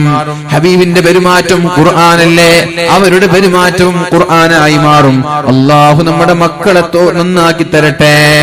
പിന്നെയോ വഹുബ്ബി അഹ്ലി ബൈത്തിൻ നബി സല്ലല്ലാഹു അലൈഹി വസല്ലം, അല്ലാഹുവിന്റെ ഹബീബിന്റെ കുടുംബക്കാരെ സയ്യിദന്മാരെ സ്നേഹിക്കാൻ മക്കളെ പഠിപ്പിക്കണമെന്ന് പരിശുദ്ധ റസൂലുള്ളാഹ്. വതിലാവത്തിൽ ഖുർആൻ, ഖുർആൻ ഓതാനും മക്കളെ പഠിപ്പിക്കണം. ഖുർആൻ പഠിപ്പിക്കണം. ഒന്നാമതായി സ്നേഹമാണ്. സ്നേഹം വളരെ പ്രധാനമാണ്. ഒരാളുടെ സ്നേഹം ആത്മാർത്ഥമാണെങ്കിൽ അയാൾക്ക് ഇഷ്ടമില്ലാത്ത ഒന്നും നമ്മൾ ചെയ്യൂലല്ലോ. തഅസിൽ ഇലാഹ വഅൻത തൽതുഹിറു ഹുബ്ബഹു ذاك لعمري في المقال شنيع إن كان حبك صادقا لأطعته إن المحب لمن يحب يطيع. എന്താണ് മനോഹരമായ കവിതയാണിത്. തഅസിൽ ഇലാഹ, നീ അല്ലാഹു പറഞ്ഞതിന് വിപരീതമായിട്ടാണ് നടക്കുന്നത്. വഅൻത തുൽഹിറു ഹുബ്ബഹു, എന്നിട്ട് നീ പറയുന്നു എനിക്കെന്റെ റബ്ബിനോട് ഇഷ്ടമാണ് എന്ന്. നീ പരിശുദ്ധ റസൂലുള്ളാഹി സ്വല്ലല്ലാഹു അലൈഹി വസല്ലം തങ്ങൾ പറഞ്ഞതിന് വിപരീതമാണ് പ്രവർത്തിക്കുന്നത്. എന്നിട്ട് നീ പറയുന്നു എനിക്കെന്റെ റസൂലിനെ ഇഷ്ടമാണെന്ന്. ദാകാല ഉംദി ഫിൽ മഖാലി ശനീഉ, നീ പറയുന്നത് പച്ച നുണയാണ് പൊന്നുമോനെ. നീ പറയുന്നത് യാഥാർത്ഥ്യവുമായി പുലബന്ധമില്ലാത്ത പച്ച നുണയാണ് പൊന്നുമോനെ. ഇൻകാന ഹുബ്ബുക സാദിഖൻ ലഅതഅതഹു, നിനക്ക് അല്ലാഹുവിനോടുള്ള ഇഷ്ടം സത്യമാണെങ്കിൽ, നിനക്ക് നബിയോടുള്ള സ്നേഹം സത്യമാണെങ്കിൽ നീ നബി തങ്ങൾ പറയുന്നത് കേൾക്കാൻ തയ്യാറാകൂലേ? അല്ലാഹു പറഞ്ഞതിന് വിപരീതമായി പ്രവർത്തിക്കുമോ? ഇൻകാന ഹുബ്ബുക സാദിഖൻ ലഅതഅതഹു ഇന്നൽ മുഹിബ്ബ ലിമൻ യുഹിബ്ബു യുതീഉ. കാരണം സ്നേഹിതന്മാര് പറയുന്നത് കാമുകിമാര് പറയുന്നത് കാമുകന്മാര് കേൾക്കാറില്ലയോ? കാമുകിമാരെന്താ പറയുന്നത്? ഒരു ഫോൺ വേണമെന്ന് പറഞ്ഞാൽ വാങ്ങിച്ചു കൊടുക്കും, ചോക്ലേറ്റ് വേണമെന്ന് പറഞ്ഞാൽ, സിനിമക്ക് പോകണമെന്ന് പറഞ്ഞാൽ, ജ്യൂസ് കുടിക്കണമെന്ന് പറഞ്ഞാൽ, അങ്ങനെ എന്താണോ തന്റെ കാമുകിമാർ ഇഷ്ടഭാചനം പറയുന്നത് അതതുപോലെ ചെയ്തു കൊടുക്കാൻ മടിക്കാത്ത കാമുകന്മാര് നമ്മുടെ മുമ്പിൽ ഉണ്ടാകുമ്പോ, അത് ലൈവായി നമ്മൾ കണ്ടുകൊണ്ടിരിക്കുമ്പോ, നമ്മുടെ യഥാർത്ഥ സ്നേഹം അല്ലാഹുവാണെങ്കിൽ, യഥാർത്ഥ സ്നേഹം പരിശുദ്ധ റസൂലുള്ളാഹി സല്ലല്ലാഹു അലൈഹി വസല്ലമ തങ്ങളാണെങ്കിൽ, ഞാൻ ചോദിക്കട്ടെ, നമ്മൾക്ക് എങ്ങനെയാണ് ഹബീബിനെതിരെ പ്രവർത്തിക്കാൻ കഴിയുന്നത്? ഹബീബ് ചെയ്യല്ല എന്ന് പറഞ്ഞത് ചെയ്യാൻ കഴിയുന്നത്, അല്ലാഹു ചെയ്യല്ല എന്ന് പറഞ്ഞത് ചെയ്യാൻ കഴിയുന്നത്? അതുകൊണ്ട് അദബ് പഠിപ്പിക്കുന്നതിന്റെ പ്രധാനപ്പെട്ട ഘടകം അല്ലാഹുവിന്റെ ഹബീബിനോടുള്ള സ്നേഹമാണ്, നബി കുടുംബത്തോടുള്ള സ്നേഹമാണ്. മൂന്നാമതായിട്ടാണ് ഖുർആൻ പറഞ്ഞത്. നബി തങ്ങളോട് സ്നേഹമുള്ളവൻ ഖുർആൻ പറഞ്ഞില്ലേലും പഠിക്കാൻ ശ്രമിക്കും മുഅ്മിനീങ്ങളെ. അതുകൊണ്ട് ഏറ്റവും പ്രധാനമായി സ്നേഹം പഠിപ്പിക്കുക. ഹബീബിന്റെ ഏറ്റവും സ്നേഹിക്കുന്നത് ഹബീബിനെയായിരിക്കണം നമ്മുടെ മക്കള്. അല്ലാഹു തൗഫീഖ് നൽകട്ടെ. ഈ ഒരു സന്ദേശമാണ് രക്ഷിതാക്കളായ നമ്മൾക്ക് മക്കൾക്ക് നൽകാനുള്ളത്. അല്ല സമ്പാദ്യങ്ങളുടെ കണക്കല്ല, ബിസിനസ് സാമ്രാജ്യങ്ങളുടെ കണക്കല്ല, അങ്ങാടികളിൽ നമ്മൾ വാങ്ങിച്ചു വെച്ച സ്ഥലങ്ങളുടെ കണക്കല്ല. ഇതൊക്കെ ഉണ്ടാകുമ്പോ അത് എത്രയുണ്ടായാലും നിങ്ങൾക്ക് പേടിക്കാനില്ല. ഇതിനാണ് പ്രാധാന്യമെങ്കിൽ അല്ലാഹു നമ്മുടെ സമ്പാദ്യങ്ങളും നമ്മുടെ എല്ലാ സൗകര്യങ്ങളും അല്ലാഹു നിലനിർത്തി തരട്ടെ. മഹാനായ ഇമാം അഹ്മദ് ബിൻ ഹംബൽ റളിയല്ലാഹു അൻഹു പറയുന്നുണ്ട്, കുന്നാ നഈഷു ഫീ ബഗ്ദാദ്, ഞാൻ ബഗ്ദാദിൽ ജീവിച്ചിരിക്കുമ്പോ. മഹാനായ ഇമാം അഹ്മദ് ബിൻ ഹംബൽ റളിയല്ലാഹു അൻഹു പറയുന്നുണ്ട്, കുന്നാ നഈഷു ഫീ ബഗ്ദാദ്, ഞങ്ങൾ ബഗ്ദാദിൽ ജീവിക്കുമ്പോ, ബഗ്ദാദിൽ ഞാനും എന്റെ ഉമ്മയും ജീവിച്ചുകൊണ്ടിരിക്കുമ്പോ, എന്റെ ഉപ്പ ചെറുപ്പത്തിലെ മരിച്ചുപോയാളാണ് എന്റെ പിതാവ്. ഞാൻ എന്റെ ഉമ്മയുടെ കൂടെയാണ് ജീവിച്ചു വളർന്നത്. فإذا كان قبل الفجر أيقظتني أمي, സുബഹിയുടെ മുമ്പേ എന്റെ ഉമ്മ എന്നെ വിളിച്ചുണർത്തുമായിരുന്നു. സുബഹിയുടെ മുമ്പേ ഇമാം അഹ്മദ് ബിൻ ഹംബൽ റളിയല്ലാഹു അൻഹു പറയാണ്, എങ്ങനെയാണ് ഒരാൾ മഹാനാകുന്നത് എന്ന് നമ്മൾ ആലോചിക്കണം. ഉമ്മമാര് പ്രത്യേകിച്ച് എങ്ങനെയാണ് മക്കളെ വളർത്തേണ്ടത് എന്ന് വളരെ ശ്രദ്ധയോടെ നമ്മൾ കേൾക്കണം. മക്കൾ വെറുതെ നന്നാവൂല. നമ്മൾ ദുആ ചെയ്തിട്ട് മക്കളെ നന്നാക്കാനുള്ള പ്രവർത്തനങ്ങളിൽ നമ്മളിൽ ഉണ്ടാവണം. വെറുതെ ദുആ ചെയ്യാൻ പറഞ്ഞാലൊന്നും മക്കൾ നന്നാവൂല. നമ്മുടെ ഭാഗത്ത് അതിനുള്ള പ്രവർത്തനങ്ങൾ ഉണ്ടാവണം. മഹാനായ ഇമാം അഹ്മദ് ബിൻ ഹംബൽ തങ്ങൾ പറയാണ്, എന്റെ പിതാവ് ചെറുപ്പത്തിലെ ലോകത്തോട് വിട പറഞ്ഞു പോയ ആളാണ്. വകുന്തു അഈശു മഅ ഉമ്മീ, ഞാൻ എന്റെ ഉമ്മയുടെ കൂടെയാണ് ജീവിച്ചിരുന്നത്. എന്റെ ഉമ്മ സുബഹി ബാങ്ക് വിളിക്കുന്നതിന്റെ എത്രയോ മുമ്പ് എന്നെ വിളിക്കുമായിരുന്നു എന്റെ ഉമ്മ. എന്നിട്ടോ വസഖനത് ലിയൽ മാ, വെള്ളം ചൂടാക്കുമായിരുന്നു. സുബഹിക്ക് മുമ്പേ എണീറ്റിട്ട് വെള്ളം ചൂടാക്കും, വെള്ളം തിളപ്പിക്കും. എന്നിട്ട് ആ വെള്ളം കൊണ്ട് തണുത്ത പ്രഭാതങ്ങളിൽ ഞാൻ കുളിക്കുകയും വുളൂ ചെയ്യുകയും ചെയ്യും. ഉമ്മ നേരത്തെ എണീറ്റ്, ഉമ്മ കുറച്ച് കഷ്ടപ്പെടണം, ഉമ്മ കുറച്ച് പ്രയാസപ്പെടണം. എന്റെ മകനെ വിളിച്ചുണർത്തുന്നതിന് മുമ്പേ ഉമ്മ എണീറ്റ് വെള്ളം ചൂടാക്കി മകനെ വിളിച്ചുണർത്തി കുളിപ്പിച്ചു, വുളൂ ചെയ്യിപ്പിച്ചു. ആ സമയത്ത് ഇമാം അഹ്മദ് ബിൻ ഹംബൽ തങ്ങളുടെ വയസ്സ് 10 വയസ്സായിരുന്നു. 10 വയസ്സ്. എന്നിട്ട് അദ്ദേഹം പറയാണ്, കുളിച്ചു വുളൂ ചെയ്തു കഴിഞ്ഞാൽ വജലസ്നാ നുസല്ലി ഹത്താ യുഅദ്ദിനൽ ഫജ്ർ, ഹത്താ യുഅദ്ദനൽ ഫജ്ർ, സുബഹി ബാങ്ക് വിളിക്കപ്പെടുന്നത് വരെ, സുബഹി ബാങ്ക് വിളിക്കപ്പെടുന്നത് വരെ ഞാനും എന്റെ ഉമ്മയും തഹജ്ജുദ് നിസ്കരിച്ചുകൊണ്ടേയിരിക്കും ഞങ്ങളുടെ വീട്ടിൽ വെച്ച്. 10 വയസ്സുള്ള മകനെയും കൂട്ടി ഉമ്മ തഹജ്ജുദ് നിസ്കരിക്കുകയാണ് വീട്ടിൽ സുബഹി ബാങ്ക് വിളിക്കുന്നത് വരെ.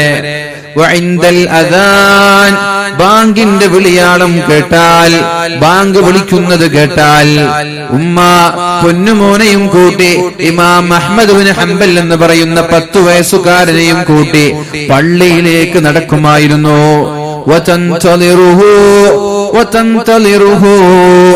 പള്ളിയിലുള്ള നിസ്കാരം കഴിയുന്നതുവരെ കാത്തിരിക്കുമായിരുന്നു ഇമാം അഹ്മദ് ഇബ്നു ഹംബൽ തങ്ങളുടെ മാതാവ്. ബാങ്ക് വിളിക്കുന്ന സമയത്ത് പള്ളിയിലേക്ക് കൊണ്ടുപോയി ജമാഅത്ത് കഴിയുന്നതുവരെ പള്ളിയിൽ കാത്തിരിക്കുമായിരുന്നു മഹദിയായ ഇമാം അഹ്മദ് ഇബ്നു ഹംബൽ തങ്ങളുടെ മാതാവ്. കാരണം ആ സമയത്ത് പട്ടണങ്ങൾ ഇരുട്ട് നിറഞ്ഞതായിരുന്നു, ഇരുണ്ടതായിരുന്നു. പിന്നെ രണ്ടുപേരും പള്ളിയിൽ നിന്ന് വീട്ടിലേക്ക് ഒന്നിച്ചു തിരിച്ചു വരുമെന്ന് മഹാനായ ഇമാം അഹ്മദ് ഇബ്നു ഹംബൽ റളിയല്ലാഹു അൻഹു. പിന്നെ അല്പം വയസ്സായപ്പോ അദ്ദേഹത്തിന്റെ മാതാവ് ഇൽമു പഠിക്കാൻ വേണ്ടി അദ്ദേഹത്തെ പറഞ്ഞേക്കുകയാണ്. അതുകൊണ്ടാണ് പ്രഗത്ഭരായ ആലിമീങ്ങൾ പറഞ്ഞത്, ഇമാം അഹ്മദ്, മഹാനായ ഇമാം അഹ്മദ് ഇബ്നു ഹംബൽ തങ്ങളുടെ മാതാവിന് ഇമാം അഹ്മദ് ഇബ്നു ഹംബൽ തങ്ങൾക്ക് എന്താണോ അല്ലാഹു നൽകുന്നത് അതേ പ്രതിഫലം അല്ലാഹു അദ്ദേഹത്തിന്റെ മാതാവിനും നൽകും. കാരണം അദ്ദേഹമാക്കി വളർത്തിയത് മാതാവാണ്. അതുകൊണ്ട് അദ്ദേഹത്തിന് അല്ലാഹു നൽകുന്ന പ്രതിഫലങ്ങൾ മുഴുവനും അദ്ദേഹത്തിന്റെ ഉമ്മയ്ക്കും കിട്ടുമെന്ന് പ്രഗത്ഭരായ ആലിമീങ്ങൾ നമ്മോട് പഠിപ്പിക്കുന്നുണ്ട്. അത് തന്നെയാണ് ഇവിടെ നിസ്കാരക്കുപ്പായത്തിന്റെ കാര്യം വരുമ്പോ ഞാൻ പറഞ്ഞത്. നിസ്കാരക്കുപ്പായം നമ്മൾ വാങ്ങിച്ച് നമ്മുടെ ഭാര്യയ്ക്ക്, നമ്മുടെ പെങ്ങൾക്ക്, നമ്മുടെ ഉമ്മയ്ക്ക്, നമ്മുടെ മക്കൾക്ക് നമ്മൾ നൽകി. ആ നിസ്കാരക്കുപ്പായം ഉപയോഗിച്ച് എത്ര കാലം അവർ നിസ്കരിക്കുന്നുണ്ടോ അത്രയും കാലം അവരുടെ നിസ്കാരത്തിന്റെ പ്രതിഫലം ഈ വാങ്ങിച്ചു കൊടുക്കുന്ന ആളുകൾക്ക് അല്ലാഹു നൽകുമെന്നാണ് പരിശുദ്ധ ഹദീസിന്റെ താല്പര്യം. നേരത്തെ നമ്മൾ പറഞ്ഞു, ഇന്ന മിമ്മാ യൽഹഖുൽ മുഅ്മിന മിൻ അമലിഹി വഹസനാതിഹി മിൻ ബഅദി മൗതിഹി മുസ്ഹഫൻ വറസ. ഒരാൾ ഒരു മുസ്ഹഫ് മറ്റൊരാൾക്ക് സംഭാവനയായി നൽകിയാൽ, ഒരാൾ ഒരു മുസ്ഹഫ് മറ്റുള്ളവർക്ക് വെറുതെ നൽകിയാൽ, ഉമ്മയ്ക്കൊരു മുസ്ഹഫ് നൽകി, ഉമ്മ ആ മുസ്ഹഫ് ഓതുമ്പോ ഭാര്യയ്ക്കൊരു മുസ്ഹഫ് നൽകി, ഭാര്യ ആ മുസ്ഹഫ് വെച്ച് ഓതുമ്പോ മക്കൾക്കൊരു മുസ്ഹഫ് നൽകി, മദ്രസകളിലേക്ക് പള്ളിയിലേക്ക് മുസ്ഹഫ് നൽകി. ആ മുസ്ഹഫുകൾ എടുത്ത് ആരൊക്കെയാണോ ഓതുന്നത് അവരുടെ പ്രതിഫലം ഈ കൊടുത്ത ആളുകൾക്കും അല്ലാഹു നൽകുമെന്ന് പരിശുദ്ധ റസൂലുള്ളാഹ്. ഇനി കൊടുത്ത ആൾ ലോകത്തോട് ഇവിടെ പറഞ്ഞു പോയി, ഞാനാണ് മുസ്ഹഫ് നൽകിയത് എന്റെ മക്കൾക്ക്, ഞാൻ ലോകത്തോട് വിട പറഞ്ഞു പോയി, ഖബറിൽ കിടക്കുകയാണ്. ഞാൻ നൽകിയ മുസ്ഹഫ് കൊണ്ട് എന്റെ മക്കൾ നിരന്തരമായി ഖുർആൻ ഓതുമ്പോ അവരോതുന്ന ഖുർആനിന്റെ പ്രതിഫലം എന്റെ ഖബറിലേക്ക് കടന്നു വരും. അല്പം പോലും കുറയാതെ മക്കൾക്ക് എത്രയാണോ കിട്ടുന്നത് അതിൽ നിന്ന് അല്പം പോലും കുറയാതെ എന്റെ ഖബറിലേക്കും കടന്നു വരും. നമ്മളൊരു നിസ്കാരക്കുപ്പായം നൽകി നാളെ മരിച്ചു പോയാൽ ആരൊക്കെയാണോ ആ നിസ്കാരക്കുപ്പായം ഉപയോഗിച്ച് നിസ്കാരം നിർവഹിക്കുന്നത് അല്പം പോലും കുറയാതെ അവരെ നിസ്കാരത്തിന്റെ പ്രതിഫലം അല്ലാഹു നമ്മുടെ ഖബറിലേക്കും തരുമെന്നതാണ് ഹദീസിന്റെ താല്പര്യം. അല്ലാഹു തൗഫീഖ് നൽകട്ടെ, അല്ലാഹു തൗഫീഖ് നൽകട്ടെ. മഹതിമാരായ സഹോദരിമാരുടെ ജീവിത ചരിത്രത്തിൽ പറയുന്നൊരു സംഭവം കാണാം. പ്രസവവേദന വന്നപ്പോൾ, ഒരു പെണ്ണിന് പ്രസവവേദന വന്നപ്പോൾ മഹദിയായ മറിയം ബീവി റളിയല്ലാഹു അൻഹയുടെ പ്രാർത്ഥന ഓർമ്മ വന്നു. എന്താണ് ആ പ്രാർത്ഥന? അല്ലാഹുമ്മ ഇന്നി ഉഈദുഹാ ബിക വദുരിയതഹാ മിനശ് ശൈത്വാനിർ റജീം. മറിയം ബീവിയുടെ ഉമ്മയുടെ പ്രാർത്ഥനയാണിത്, മറിയം ബീവിയുടെ മാതാവിന്റെ പ്രാർത്ഥനയാണിത്. അല്ലാഹുവേ ഇന്നി ഉഈദുഹാ ബിക വദുരിയതഹാ മിനശ് ശൈത്വാനിർ റജീം.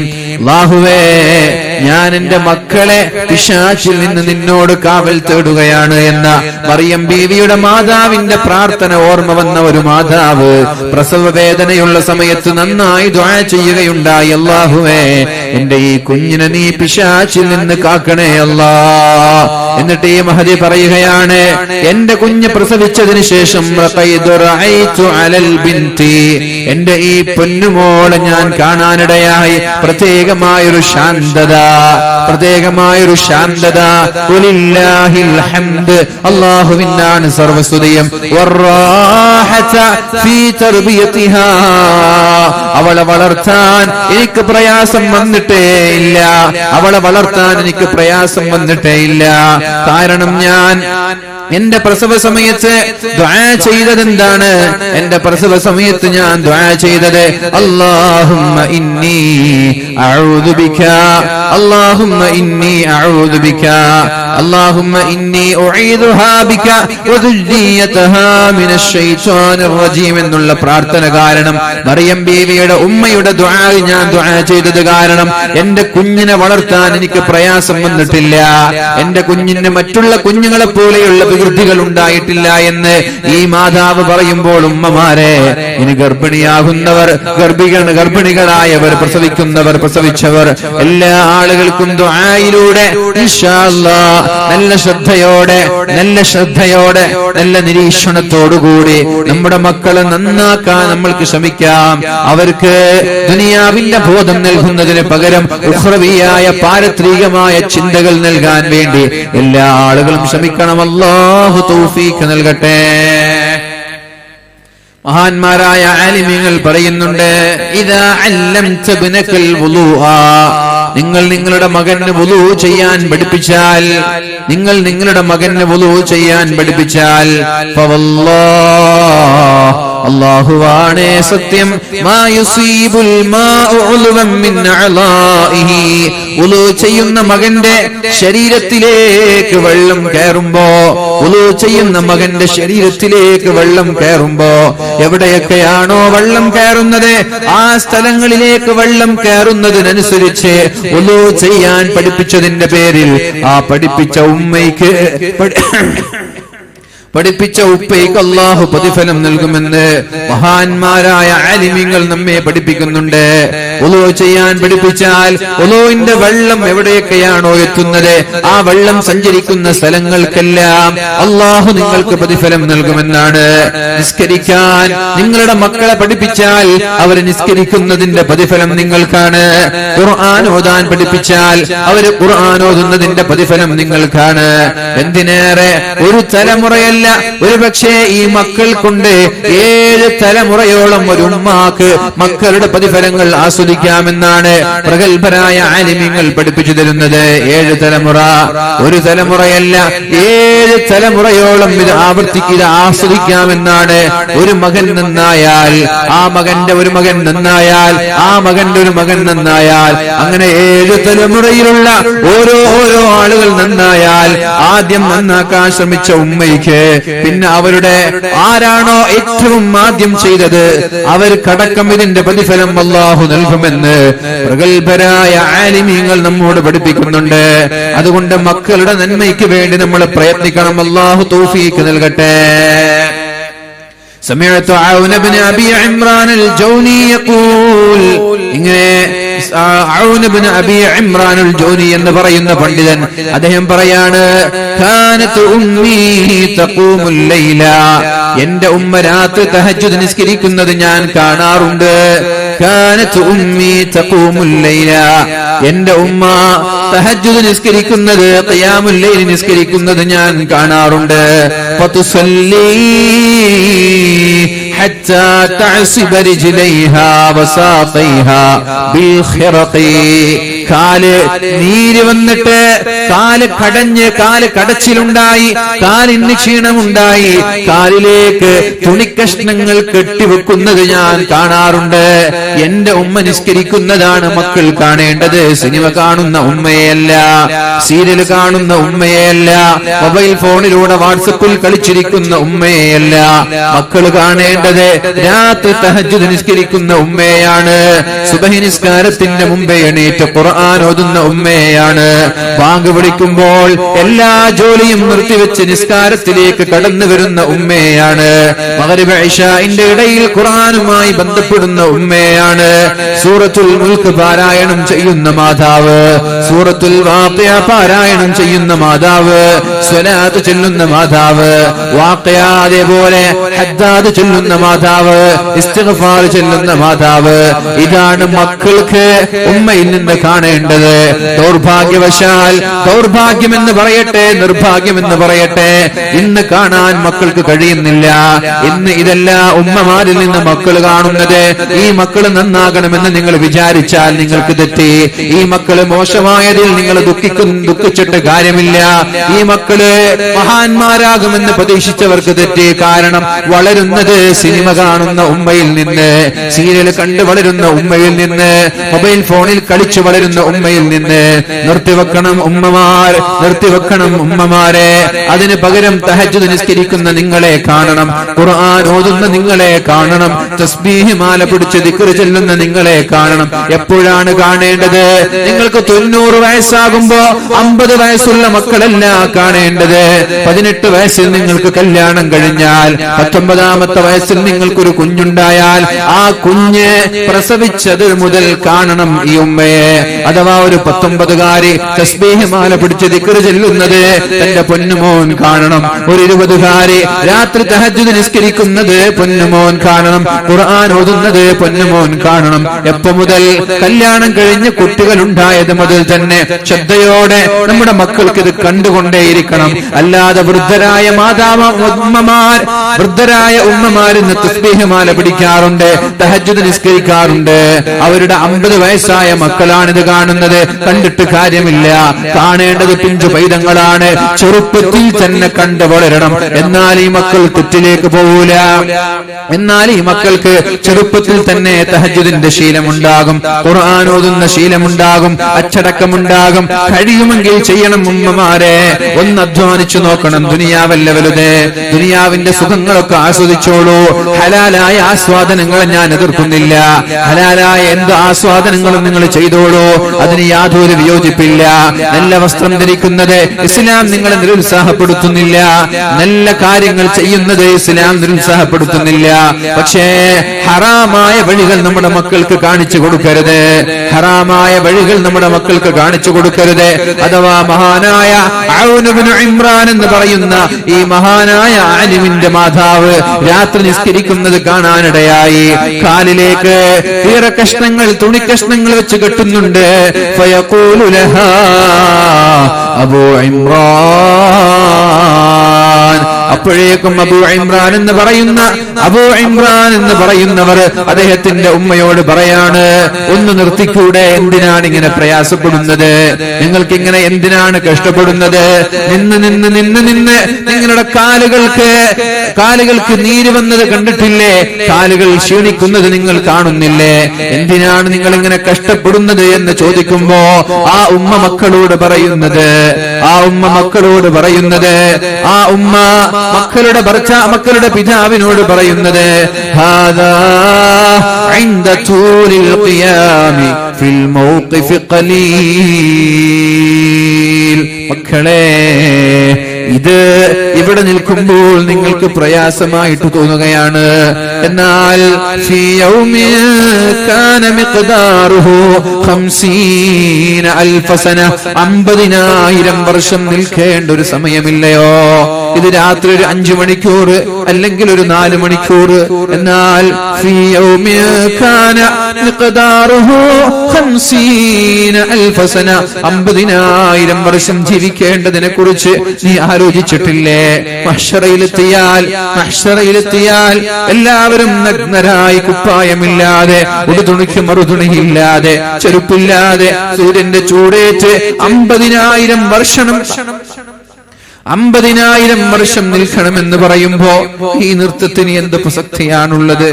ഈ നൃത്തത്തിന് എന്ത് വേദനയാണുള്ളത്? അതും ഇതും താരതമ്യം ചെയ്യുമ്പോ ഇത് ചെറുതല്ല മക്കളെ, ഇതൊന്നും വലിയ പ്രയാസമല്ല മക്കളെ. അതുകൊണ്ട് നാളെ അള്ളാഹുവിന്റെ മഹ്ശറാ ലോകത്ത് രക്ഷപ്പെടാൻ വേണ്ടിയിട്ടാണ് ഈ ഉമ്മ ഇങ്ങനെ കഷ്ടപ്പെടുന്നത്, ഈ ഉമ്മ ഇങ്ങനെ പ്രയാസപ്പെടുന്നത് എന്ന് പൊന്നുമക്കളോട് ഉപദേശം നൽകുന്ന മാതാവ്. ഇങ്ങനെ ഒരു മാതാവായി മാറാൻ, ഇങ്ങനെ ഒരു ഉമ്മയായി മാറാൻ നമ്മൾക്ക് കഴിയുമോ? അല്ലാഹുവേ തൗഫീഖ് നൽകണേ. അല്ലാഹ് തൗഫീഖ് നൽകണേ റബ്ബേ. മഹാനായ മാലിക് ഇബ്നു അനസ് റളിയല്ലാഹു അൻഹു അനസ് തങ്ങൾ കല്യാണം കഴിച്ചു. ഇഷ്ടപ്പെട്ടില്ല, ഭാര്യയെ ഇഷ്ടപ്പെട്ടില്ല. ഭാര്യയ്ക്ക് കാണാൻ തീരെ ഭംഗിയില്ല. ഭാര്യയെ തീരെ ഇഷ്ടപ്പെടാതെ, ഭാര്യയോട് താല്പര്യമില്ലാതെ, ഭാര്യയുമായി യാതൊരു ബന്ധമില്ല. ഇത് ഭാര്യയ്ക്ക് മനസ്സിലായി, എന്റെ ഭർത്താവിന് എന്നെ പിടിച്ചിട്ടില്ല എന്ന്. അപ്പോഴാണ് ഭാര്യ ഒരു ആയത്ത് ഓതി കൊടുക്കുന്നത്,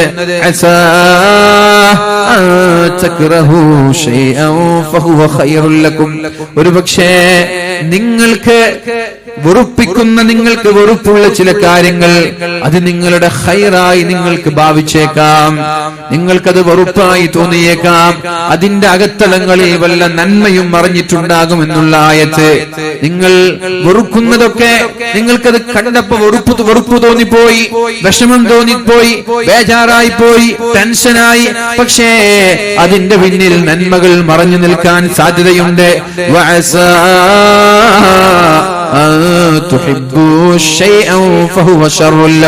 ചില കാര്യങ്ങൾ നിങ്ങൾക്ക് വലിയ സന്തോഷം തോന്നിയേക്കാം, പക്ഷേ അതിന്റെ അകത്തളങ്ങളിൽ വല്ല ദുഃഖവും മറഞ്ഞിരിക്കാമെന്നുള്ള ആയത്ത് തന്റെ ഭർത്താവായ അനസിനോട് ഭാര്യ ഓതിക്കൊടുക്കുകയുണ്ടായി. എന്നാൽ ഭാര്യയോടുള്ള വെറുപ്പ് കാരണം അനസ് എന്ന് പറയുന്ന ഭർത്താവ് നാടുവിട്ടു. അനസ് എന്ന് പറയുന്ന ഭർത്താവ് നാടുവിട്ടു. പിന്നെ നാട്ടിലേക്ക് വരുന്നത് 20 വയസ്സാകുമ്പോഴാണ്. 20 വർഷം കഴിഞ്ഞപ്പോഴാണ്. 20 വർഷം കഴിഞ്ഞിട്ട് പള്ളിയിലേക്ക്, ഹറമിലേക്ക് വന്നപ്പോ അവിടെ മാലിക് എന്ന് പറയുന്ന നല്ലൊരു 18കാരനായ ചെറുപ്പക്കാരൻ ക്ലാസ് എടുത്തുകൊണ്ടിരിക്കുകയാണ്. ആളുകളെല്ലാം ഒരുമിച്ചുകൂടി വഅദ് പറയുന്നുണ്ട്, മസ്അലകൾ പറഞ്ഞു കൊടുക്കുന്നുണ്ട്, ഫത്വ പറഞ്ഞു കൊടുക്കുന്നുണ്ട്. മഹാനായ അനസ് ചോദിച്ചു, ഇതാരാണ്? അപ്പൊ പറഞ്ഞു, ഇത് മാലിക് ഇബ്നു അനസാണ്. മാലിക് ഇബ്നു അനസോ? എന്റെ മകനാണോ അത്? എന്റെ മകനാണോ അത്? അതെ. നേരെ വീട്ടിലേക്ക് ചെന്നു. വീട്ടിലേക്ക് ചെന്നപ്പോൾ മകനോട് പറഞ്ഞു കൊടുക്കുകയാണ്,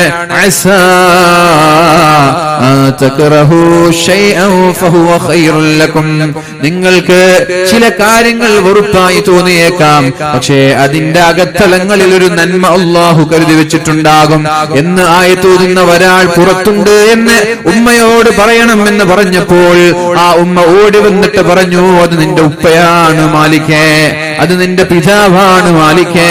അങ്ങനെ 20 വർഷത്തിന് ശേഷം മാലിക് റളിയല്ലാഹു അൻഹുവിനെ കാണാൻ അനസ് എന്ന പിതാവ് വരുന്നുണ്ട്. എങ്ങനെയാണ് ഈ മാലിക് എന്ന് പറയുന്ന മാലിക് റളിയല്ലാഹു അൻഹു ലോകം കണ്ട പ്രഗൽഭനായ ആലിമായി മാറിയത്? ഉപ്പ ചെറുപ്പത്തിലെ നാടുവിട്ട ആളാണ്, ഉമ്മയാണ് വളർത്തിയത്. അദ്ദേഹം പറയുമായിരുന്നു, കാനത്ത് ഉമ്മീ തുൽബിസുനി സിയാബ, എന്റെ ഉമ്മ എനിക്ക് നല്ല വസ്ത്രം ധരിപ്പിക്കുമായിരുന്നു. വതുഅമ്മിമുനി, എനിക്ക് തലപ്പാവ് ധരിപ്പിക്കുമായിരുന്നു. വഅനസബിയുൻ, ഞാൻ പിഞ്ചുകുഞ്ഞാണ്. എന്റെ ഉപ്പ നാട് വിട്ടിരിക്കുകയാണ്. എന്നെ വളർത്തിയത് എന്റെ മാതാവാണ്. എന്റെ മാതാവ് എനിക്ക് നല്ല വെള്ള വസ്ത്രം ധരിപ്പിക്കും, എന്നിട്ട് എനിക്ക് തലപ്പാവ് ധരിപ്പിക്കും. വഅനസബിയുൻ, ഞാൻ പിഞ്ചുകുഞ്ഞാണ്. വതുവജ്ജിഹുനി ഇലാ റബീഅത്ത് ഇബ്നു അബി അബ്ദുറഹ്മാൻ, അന്ന് നാട്ടിൽ പ്രഗൽഭനായ ഒരു ആലിമാണ് റബീഅയുടെ സദസ്സിലേക്ക് എന്നെ പറഞ്ഞേക്കുമായിരുന്നു. എന്നിട്ട് എന്നോട് പറയുമായിരുന്നു, യാ ബുനയ്യ, പൊന്നുമോനെ, ചെറിയ പിഞ്ചു കുഞ്ഞിനെയാണ് തലപ്പാവ് ധരിപ്പിച്ച് പറഞ്ഞേക്കുന്നത്. സ്ഥിരമായ ഹറമിൽ ക്ലാസ് എടുത്തുകൊണ്ടിരിക്കുന്ന റബീഅയുടെ സദസ്സിലേക്ക്, യാ ബുനയ്യ അത്തിൽ മജ്ലിസ, പൊന്നുമോനെ റബീഅയുടെ മജ്ലിസിൽ പോയി നീ ഇരിക്കണം പൊന്നുമോനെ. ഫതഅല്ലം മിൻ സംതിഹി വഅദബിഹി, അദ്ദേഹത്തിന്റെ അദബാണ് നീ പഠിക്കേണ്ടത്, അദ്ദേഹത്തിന്റെ ജീവിതമാണ് നീ പഠിക്കേണ്ടത്, അദ്ദേഹത്തിന്റെ ചിട്ടയാണ് നീ പഠിക്കേണ്ടത്, അദ്ദേഹത്തിന്റെ മര്യാദയാണ് നീ പഠിക്കേണ്ടത്.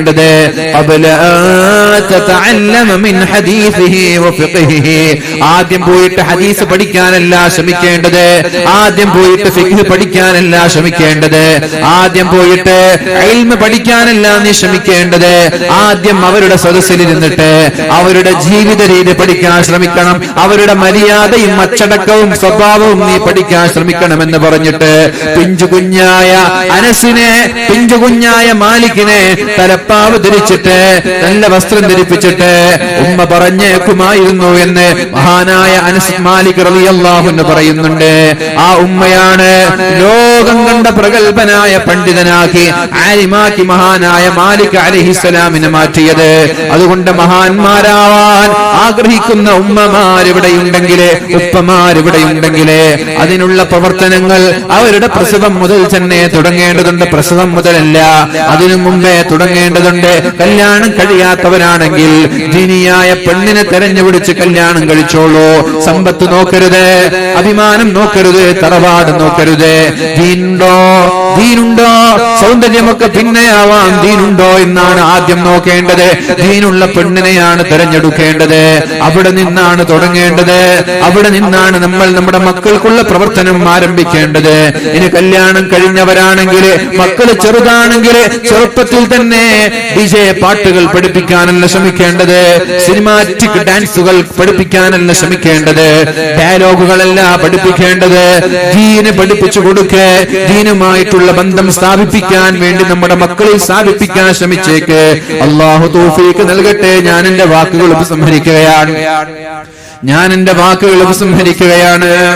മഹാനായ അംബാന സാബിത്തുൽ ബന്നാനി എന്ന് പറയുന്ന പ്രഗൽഭനായ പണ്ഡിതൻ പറയുന്നുണ്ട്, അന്ന സുലത്ത് ബിൻ അശ്യം കാന ഫീ മഗ്സൻ ലഹു വമഅഹു ഇബ്നുൻ ലഹ്. യുദ്ധത്തിന് പോയതാണ് രണ്ടുപേർ. സുലത്ത് ബിൻ അശ്യം എന്ന് പറയുന്ന മഹാനായ ഒരു പ്രഗൽഭനായ ഒരു വ്യക്തി, അദ്ദേഹത്തിന്റെ കൂടെ അദ്ദേഹത്തിന്റെ മകനുണ്ട്. അദ്ദേഹം പറഞ്ഞു, ഐ ബുനയ്യ തഖദ്ദം ഫഖാതിൽ ഹത്താ അഹ്തസിബക. ധൈര്യമായി യുദ്ധം ചെയ്തോളൂ, ധൈര്യമായി യുദ്ധം ചെയ്തോളൂ. നന്മ നിലനിർത്താൻ വേണ്ടി നന്മയെ ഇല്ലായ്മ ചെയ്യാൻ ശ്രമിക്കുന്ന ശത്രുക്കളോട്, നന്മയെ നിഷ്കാസനം ചെയ്യാൻ ശ്രമിക്കുന്ന ശത്രുക്കളോട് നന്മയുടെ നിലനിൽപ്പിന് വേണ്ടി ധൈര്യമായി പോരാടിക്കോളൂ.